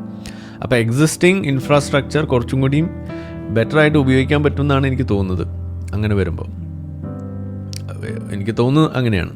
മേ ബി അതിനകത്ത് മിസ്റ്റേക്സ് കാണാം, പക്ഷേ എനിക്ക് തോന്നുന്നു നമ്മളുടെ ഇവിടുത്തെ ഒരു പ്രശ്നം എനിക്ക് ഫീൽ ചെയ്തിട്ടുള്ളൊരു സാധനമാണത്, ഇൻടേക്സ് കൂട്ടണം എന്നുള്ളതാണ്. എന്ത് തോന്നുന്നു? ഒന്നും പറഞ്ഞില്ല. ഇല്ല, ആക്ച്വലി അതിന് ഈ ഒരു സിസ്റ്റം വർക്ക് ചെയ്യണമെങ്കിൽ കുറച്ചും കൂടെ സീറ്റ്സും വർദ്ധിപ്പിക്കേണ്ടി വരും എനിക്ക് തോന്നുന്നു. വേണ്ടി വരും, അതെ. അല്ലെ, അല്ലെങ്കിൽ ഇത് മൊത്തത്തിൽ ഒരു കുറച്ച് കെയോട്ടിക് ആവും. അതെ, അഡ്മിനിസ്ട്രേറ്റീവ് ഹേർഡിൽസ് ഒരുപാടുണ്ട് അതിനകത്ത്, ഇല്ലയെന്ന് പറയുന്നില്ല. പക്ഷേ കുട്ടികൾക്ക് കുറേ കൂടി ഓപ്ഷൻസ് ഉണ്ടാവും, ഈ വെയിറ്റിംഗ് പീരീഡ് കുറേ കുറയുന്നതാണ് എനിക്ക് തോന്നുന്നത്. അപ്പൊ ഇതില് നമുക്ക് ചോദിക്കാനുള്ളത് അല്ലെങ്കിൽ പരിശോധിക്കാനുള്ളത്, നമുക്ക് ശരിക്കും ഇന്ത്യയിൽ എങ്ങനത്തെ ഒരു എഡ്യൂക്കേഷൻ സിസ്റ്റം ആണ് വേണ്ടത്? The one that celebrates heritage, അതായത് ഇന്ത്യന്റെ ആ ഒരു പാരമ്പര്യമായിട്ടുള്ള കൾച്ചറും കാര്യങ്ങളും അതിന്റെ ഒരു ട്രഡീഷണൽ ലേണിംഗ് സിസ്റ്റംസും അതൊക്കെ സെലിബ്രേറ്റ് ചെയ്യുന്ന ഒരു ടൈപ്പ് ഓഫ് എഡ്യൂക്കേഷൻ സിസ്റ്റം ആണോ വേണ്ടത്? അല്ലെങ്കിൽ one that prioritises scientific temper and enquiry, ആ ഒരു മെത്തഡോളജീസ് ഒക്കെ ഫോർ ഫ്രണ്ടിൽ വെക്കുന്ന ഒരു എഡ്യൂക്കേഷൻ സിസ്റ്റം ആണോ വേണ്ടത്? പക്ഷെ അതിന്റെ കൂടെ തന്നെ നമ്മൾ ഇതിലുടനീളം നമ്മൾ പറഞ്ഞത് they don't have to be mutually exclusive അല്ലെ? അപ്പം അത് രണ്ടും വേണമെങ്കിൽ നമുക്ക് കോ എക്സിസ്റ്റ് ചെയ്തിട്ട് കൊണ്ടുപോകാൻ പറ്റും, അത് സ്മാർട്ട്ലി ഇംപ്ലിമെന്റ് ചെയ്താൽ എന്നാണ് എനിക്ക് തോന്നിയിട്ടുള്ളത്. പിന്നെ നമുക്ക് എന്താ പറയാ, ഇതൊരു ടഗ് ഓഫ് വാർ എന്നുള്ള നിലയ്ക്കൊക്കെ നമ്മൾ ഈ നമ്മുടെ Indian culture versus scientific modern educational values അങ്ങനെ ചെയ്യുന്നതിന് പകരം അതൊരു ഡയലോഗ് പോലെ രണ്ടും പഠിപ്പിച്ച് ഇൻകോർപ്പറേറ്റ് ചെയ്ത് മറ്റു പല രാജ്യങ്ങളിലും ചെയ്തിട്ടുണ്ട് ഇത് അല്ലെ. ഇന്ത്യ ആദ്യത്തെ രാജ്യമൊന്നല്ല അല്ലെ. ഇപ്പം ആരിഫന്നെ നേരത്തെ ചൈനന്റെ എക്സാമ്പിൾ പറഞ്ഞു, പേർഷ്യന്റെ എക്സാമ്പിൾ, പേർഷ്യയിലുള്ള ഇസ്രായേലും ഇതുപോലെ തന്നെ അവര് തൽമൂദൊക്കെ പഠിപ്പിക്കുന്നുണ്ട് സ്കൂളുകളിൽ, അതിന്റെ ഒരു ട്രഡീഷൻ അതൊക്കെ. അപ്പം നമുക്ക് രണ്ടും വേണമെങ്കിൽ ഇൻകോർപ്പറേറ്റ് ചെയ്യാം. പക്ഷെ ഇതില് എനിക്ക് പറയാനുള്ളത് the devil is in the details. ഇത് എങ്ങനെ ഇംപ്ലിമെന്റ് ചെയ്യുന്നു അതിലാണ് കാര്യം. പോളിസി ഡോക്യുമെന്റ് ഈസ് ഓക്കെ, ചില റെഡ് ഫ്ലാഗ്സ് നമ്മൾ ചൂണ്ടിക്കാണിച്ചു, പക്ഷെ അത് എത്ര നീറ്റായിട്ട് ഇംപ്ലിമെന്റ് ചെയ്യുന്നു അത് സ്റ്റേറ്റിന്റെ കയ്യിലാണ് കുറെയൊക്കെ അതിലുള്ളത് അല്ലെ.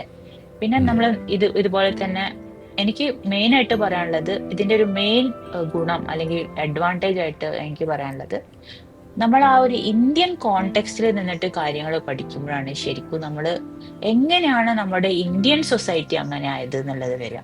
നമ്മൾ ഈ കൊളോണിയൽ കാലത്തുള്ള ആ ഒരു വെസ്റ്റേൺ എഡ്യൂക്കേഷൻ ഇങ്ങനെ മെമ്മറൈസ് ചെയ്ത് പഠിക്കുമ്പോൾ നമുക്ക് പല കാര്യങ്ങളും റിലേറ്റ് ചെയ്യാൻ പറ്റാതെയും നമ്മുടെ രാജ്യം എങ്ങനെ ഇങ്ങനെയായി, ഇത് ഇനി എങ്ങനെ നന്നാക്കാം എന്നുള്ളതൊക്കെ അറിയാനും ചിന്തിക്കാനുള്ള അവസരങ്ങൾ നഷ്ടപ്പെടുന്നുണ്ട് ആ ലോക്കൽ കോണ്ടെക്സ്റ്റ് മിസ്സാവുമ്പോൾ. അപ്പം ആ ഒരു ലോക്കൽ കോണ്ടെക്സ്റ്റ് നേരത്തെ നമ്മൾ ചില പാരഗ്രാഫിൽ കണ്ടു അവർ കൊണ്ടുവരാൻ ശ്രമിക്കുന്നത്, അതൊക്കെ നല്ല കാര്യമായിട്ട് തന്നെയാണ് തോന്നുന്നത്. അപ്പം എനിക്ക് തോന്നുന്നത് ഇത് രണ്ടും കോ എക്സിസ്റ്റ് ചെയ്തിട്ട് കുറച്ചുകൂടി ബുദ്ധിപരമായിട്ട് ചെയ്തിട്ടുണ്ടെങ്കിൽ നല്ല രീതിയിൽ നടത്താവുന്നതേ ഉള്ളൂ. പ്രത്യേകിച്ച് ഇത് പറയാൻ കാരണം നമ്മൾ തുടക്കത്തിലെ ഒരു സ്ലൈഡിൽ കാണിച്ചിരുന്നു, ഇതിന്റെ പ്രോസ് ഔട്ട്വേ ദ കോൺസ് അല്ലെ. ഇതിന്റെ നല്ല വശങ്ങൾ വളരെ അധികം ഉണ്ട്, ഇതിന്റെ മോശം വശങ്ങൾ കുറച്ച്. അപ്പൊ നമ്മള് ഇതൊരു 1-2 പ്രശ്നം കണ്ടു അത് മൊത്തം കൊണ്ട് തള്ളി വേസ്റ്റ് ബാസ്ക്കറ്റിൽ ഇട്ടേക്കാം എന്ന് പറയുന്നതിന് പകരം കുറച്ച് നല്ല രീതിയിൽ അത് ഇംപ്ലിമെന്റ് ചെയ്തൂടെ എന്ന് അന്വേഷിക്കുന്നതായിരിക്കും നല്ലത്. ആരിഫിന് എന്താ അവസാനമായിട്ട് പറയാനുള്ളത്? യെസ്, ഇപ്പം നമ്മൾ ഈ നടത്തുന്ന ചർച്ച, ഇതുപോലെയുള്ള കൺസേൺസ് റേസ് ചെയ്യാനുള്ള അവസരം ഇതിവിടെ ഉണ്ടായിരുന്നു, ഇപ്പോഴും ഉണ്ട്. അപ്പം നമ്മളിത് എന്താ ചെയ്യേണ്ടത്? ഇത് ഡിസ്കഷൻ നടക്കേണ്ടത് എവിടെയാണ്? പാർലമെൻറ്റിലും അത്തരം വേദികളിലുമാണ്. അവിടെ ഇവിടുത്തെ ഓപ്പോസിഷൻ അത് ചെയ്യാതെ ഇത് അവർ ചെയ്യേണ്ട കാര്യമാണ് സത്യത്തിൽ. അപ്പോൾ അവർ ഈ സാധനത്തെ ചെയ്യാതെ ഇവർ BJP കൊണ്ടുവരുന്നത് അതുകൊണ്ട് എതിർക്കാം എന്ന ഒരു ലൈനിൽ ബ്ലൈൻഡായിട്ട് ഇതിനെ എതിർക്കുമ്പോൾ സംഭവിക്കുന്ന എന്താണ്? ഇതുപോലുള്ള സാധനങ്ങൾ എതിർക്കപ്പെടാതെ പോവുകയും അപ്പം നല്ലതും ഉണ്ടല്ലോ അതിനോടൊപ്പം ഇതും അങ്ങോട്ട് ചേർക്കാലോ എന്നുള്ള രീതിയിൽ വന്ന് ഇത് അവസാനം നമ്മളെ മൊത്തത്തിൽ ബാധിക്കുന്ന അവസ്ഥയിലേക്ക് ഇതൊരു ഈ പറയുന്ന ഓപ്പർച്യൂണിറ്റി കോസ്റ്റ് ആയിട്ടും അതുപോലെ ഹ്യൂമൻ റിസോഴ്സ് വേസ്റ്റേജ് ആയിട്ടും ടൈം വേസ്റ്റേജ് ആയിട്ടും പാരലൽ സിസ്റ്റംസ് ക്രിയേറ്റ് ചെയ്യുന്നതായിട്ടൊക്കെ ഇതിൻ്റെ പ്രശ്നമായിട്ട് ഇതിനകത്ത് കടന്നുകൂടുകയും ചെയ്യുന്നു. അപ്പോൾ ഇത് അഡ്രസ്സ് ചെയ്യേണ്ട വേദികളിൽ ഇത് കറക്റ്റായിട്ട് അഡ്രസ്സ് ചെയ്യേണ്ട ആളുകൾ അത് ചെയ്യാതെ വരുമ്പോൾ ഇതിൻ്റെ ബാധ്യത നമ്മളുടെ തലയിലേക്ക് വരികയാണ്. അതാണ് ഇവിടെ സംഭവിക്കുന്നത്. സോ ഞാനും പറയുക, ഇതിന് ഒരുപാട് പ്രോസ് ഉണ്ട്, എന്നാൽ ഇതിന് കോൺസും ഉണ്ട്. ആ കോൺസ് എന്ന് പറയുന്ന സാധനത്തെ കറക്റ്റ് ചെയ്യാനുള്ള സംവിധാനം നമുക്കുണ്ട്, അത് നമ്മൾ ഉപയോഗിക്കുക. ഇത് നമ്മൾ ഉപയോഗിച്ച് ചെയ്താൽ ഇത് നമുക്ക് ഉപകാരപ്പെടുമെന്ന് തന്നെയാണ് ഞാനും വിശ്വസിക്കുന്നത്. സോ കേരളം ഒരു സുവർണ അവസരമായിട്ട് എടുക്കേണ്ടതെന്നാണ് ഞാൻ പറയാം. കാരണം കേരളത്തിന്റെ എഡ്യൂക്കേഷൻ സിസ്റ്റം ഓൾറെഡി സുപ്പീരിയർ ആണ്. അപ്പം ഇതിന്റെ ഒരു PM ശ്രീ നല്ല രീതിയിൽ നടത്തിയിട്ട് ഇതൊരു എക്സാമ്പിൾ ആയിട്ട് കാണിച്ചു കൊടുക്കാമല്ലോ മറ്റ് സ്റ്റേറ്റുകൾ. ഇപ്പൊ തമിഴ്നാടും ഇതുപോലെ തന്നെ വളരെയധികം concern, especially on the Hindi language imposition എന്നൊക്കെ പറഞ്ഞ അവര് പലതും പറയുന്നുണ്ട്. അപ്പൊ അതിനൊക്കെ കാണിച്ചു കൊടുക്കാൻ പറ്റുന്ന ഒരു അവസരമായിട്ട് എടുക്കും. അതെ, അങ്ങനെയൊക്കെ വന്നു കഴിഞ്ഞാൽ ഈ ഒരു ഓൾ ഇന്ത്യ ലെവലിൽ തന്നെ ഇന്ത്യക്കാരുടെ എംപ്ലോയബിലിറ്റി തന്നെ വർദ്ധിക്കും. മലയാളികളുടെ. അതാണ് നമ്മൾ ആലോചിക്കേണ്ടത്. അവിടെ ഈ ലാംഗ്വേജ് ബാരിയർ ഓവർകം ചെയ്യാനായാലും മറ്റു പല സംഗതികളിലും അതൊക്കെ നമുക്ക് ചെയ്യാൻ പറ്റും. പിന്നെ നമുക്ക് പ്രശ്നമാണെന്ന് തോന്നുന്ന സാധനങ്ങൾ നമ്മൾ ചെയ്യാണ്ടിരുന്നാൽ പോരെ. എന്നിട്ട് നമുക്ക് ചെയ്യാൻ പറ്റുന്നതെല്ലാം ഇതിനകത്ത് ചെയ്യാം. അത് ചെയ്താൽ അത് ചെയ്യാനുള്ള ഫ്രീഡം ഇതിനകത്തുണ്ട്. അത് നമ്മൾ ഉപയോഗിക്കുക. അതാണ് ഇതിനകത്ത് വേണ്ടത്. പിന്നെ ഇതിലേറ്റവും പ്രധാനം ഈ പറയുന്ന പ്രധാനപ്പെട്ട ഇതിൻ്റെ റിഫോം എന്ന് പറയുന്നത് ഈ ഇന്ത്യൻ നോളജ് ഒന്നുമല്ല. അത് ഇതിൻ്റെ ആ കരിക്കുലം മാറ്റുന്ന അതിൻ്റെ അടിസ്ഥാന സ്ട്രക്ചറിൽ വരുന്ന മാറ്റം തന്നെയാണ്. അത് നമ്മൾ തുടക്കത്തിൽ കാണിച്ച പോലെയുള്ള സാധനങ്ങൾ അത് ഇതിൽ നഷ്ടപ്പെടാതെ നോക്കുക എന്നുള്ളതാണ് സത്യത്തിൽ നമ്മളിവിടെ നോക്കേണ്ടത്. അത് ഓരോ കുട്ടിക്കും ആവശ്യമായിട്ട് വരുന്ന കാര്യങ്ങൾ അവരുടെ ഫ്യൂച്ചർ ലൈഫിൽ അവർക്ക് ഉപകാരപ്പെടുന്ന സംഗതിയാണ്. നമ്മൾക്കൊക്കെ പറ്റിയിട്ടുള്ള അബദ്ധങ്ങൾ അവർക്ക് പറ്റാതിരിക്കാൻ വേണ്ടിയിട്ടുള്ള വഴികളാണ് സത്യത്തിൽ ഇവിടെ തുറന്നിട്ടിരിക്കുന്നത്. അത് നമ്മൾ തിരിച്ചറിയുക എന്നുള്ളതാണ്. ബാക്കി ഇന്ത്യൻ നോളജ് സിസ്റ്റം അതൊക്കെ പിന്നത്തെ കാര്യമാണ്. അപ്പോൾ ഇത് നമ്മൾ വളരെ ഗൗരവത്തിൽ കാണേണ്ട ഒരു വിഷയമാണെന്നാണ് എൻ്റെ ഒരു ടേക്ക്. ഓക്കെ, അപ്പോൾ ഏതായാലും നമ്മൾ ഒരു കൺക്ലൂഷൻ പറഞ്ഞു, എന്നിട്ട് ഞാൻ കൺക്ലൂഡ് ചെയ്യാം. അതെന്റെ കൺക്ലൂഷൻ ആയിരുന്നു ഞാൻ പറഞ്ഞത്. ആണോ ബോസ്? എന്നിട്ട് ഞാൻ അവസാനമായിട്ട് എന്താണ് ബോസ് ഇതിന് അവസാനമായിട്ട് എന്തേ പറയാനുള്ളതെന്ന് ചോദിച്ചില്ല. അപ്പൊ അത് കൺക്ലൂഷൻ അല്ലേ? ഓ അങ്ങനെയാണ്. ശരി, അപ്പൊ ഇതാണ് എനിക്ക് അവസാനമായിട്ട് ശരി ആയിക്കോട്ടെ. ഓക്കെ, അപ്പം ഞാൻ മാറ്റിയിട്ടോളാം, തിരിച്ചിട്ടോളാം. അപ്പോൾ വളരെ നന്ദി പിങ്ക് യൂണിക്കോൺ. നമ്മൾ കുറേ കാര്യങ്ങൾ ഇവിടെ സംസാരിച്ച് പോയിട്ടുണ്ട്. ആളുകളത് ആ രീതിയിൽ എടുക്കുമെന്ന് വിചാരിക്കുന്നു. പിന്നെ പറഞ്ഞ മാതിരി ഇത് എളുപ്പമല്ല. ഇത് പാർലമെൻറ്റിൽ നടക്കേണ്ട ചർച്ചകളാണ്, പാർലമെൻറ്റിൽ നടത്തേണ്ട തിരുത്തൽ ശ്രമങ്ങളാണ്. അത് അവരവിടെ ചെയ്യാതെ ഇത് നമ്മൾ ചെയ്യേണ്ടി വരുന്നു എന്നുള്ളതാണ് നമ്മളിവിടെ കാണുന്നത്. എനിവേ, ഇത് ആളുകൾക്ക് ഉപകാരപ്പെടുന്നത് തന്നെയാണ് ഞാൻ വിചാരിക്കുന്നത്. എന്തായാലും ഇത് വളരെ മികച്ച രീതിയിൽ പ്രിപ്പയർ ചെയ്ത് പ്രസൻറ്റ് ചെയ്ത പിങ്ക് യൂണിക്കോണിന് ഒരിക്കൽ കൂടി നന്ദി അറിയിക്കുന്നു. Thank you so much. Thank you for the opportunity. Okay, വീണ്ടും സന്ധിക്കും വരയ്ക്കും. വണക്കം. അതെ, ഓക്കെ, അപ്പോൾ കാണാം. നമ്മളെ വീഡിയോ കണ്ടുകൊണ്ടിരിക്കുന്ന ആളുകൾ ചാനൽ സബ്സ്ക്രൈബ് ചെയ്തിട്ടില്ല എന്നുണ്ടെങ്കിൽ അത് ചെയ്ത് നമ്മളെ സപ്പോർട്ട് ചെയ്യുക. മറ്റു രീതിയിൽ സപ്പോർട്ട് ചെയ്യാൻ ആഗ്രഹിക്കുന്ന ആളുകൾക്ക് അതിൻ്റെ ഡീറ്റെയിൽസ് ഡിസ്ക്രിപ്ഷനിലുണ്ട്. നിങ്ങളുടെ ഓരോ ലൈക്കും ഷെയറും അതുപോലെ കമൻ്റ് ഇടുന്നതും ഇതിൽ ഈ വീഡിയോ അതിൻ്റെ താഴെ വരുന്ന കമൻറ്റുകൾക്ക് നിങ്ങൾ പ്രതികരിക്കുന്നതെല്ലാം തന്നെ വീഡിയോയുടെ റീച്ച് കൂടുന്നതിന് വലിയ തോതിൽ ഉപകാരപ്പെടുന്ന സംഗതിയാണ്. അപ്പോൾ അതുകൊണ്ട് അതിൽ നിങ്ങൾ ഏർപ്പെടണം എന്നും കൂടി ഞാൻ അഭ്യർത്ഥിക്കുകയാണ്. മറ്റുള്ള രീതിയിലുള്ള സപ്പോർട്ട് തുടർന്നും നിങ്ങളുടെ ഭാഗത്തുനിന്നുണ്ടാവും എന്ന് പ്രതീക്ഷിക്കുന്നു.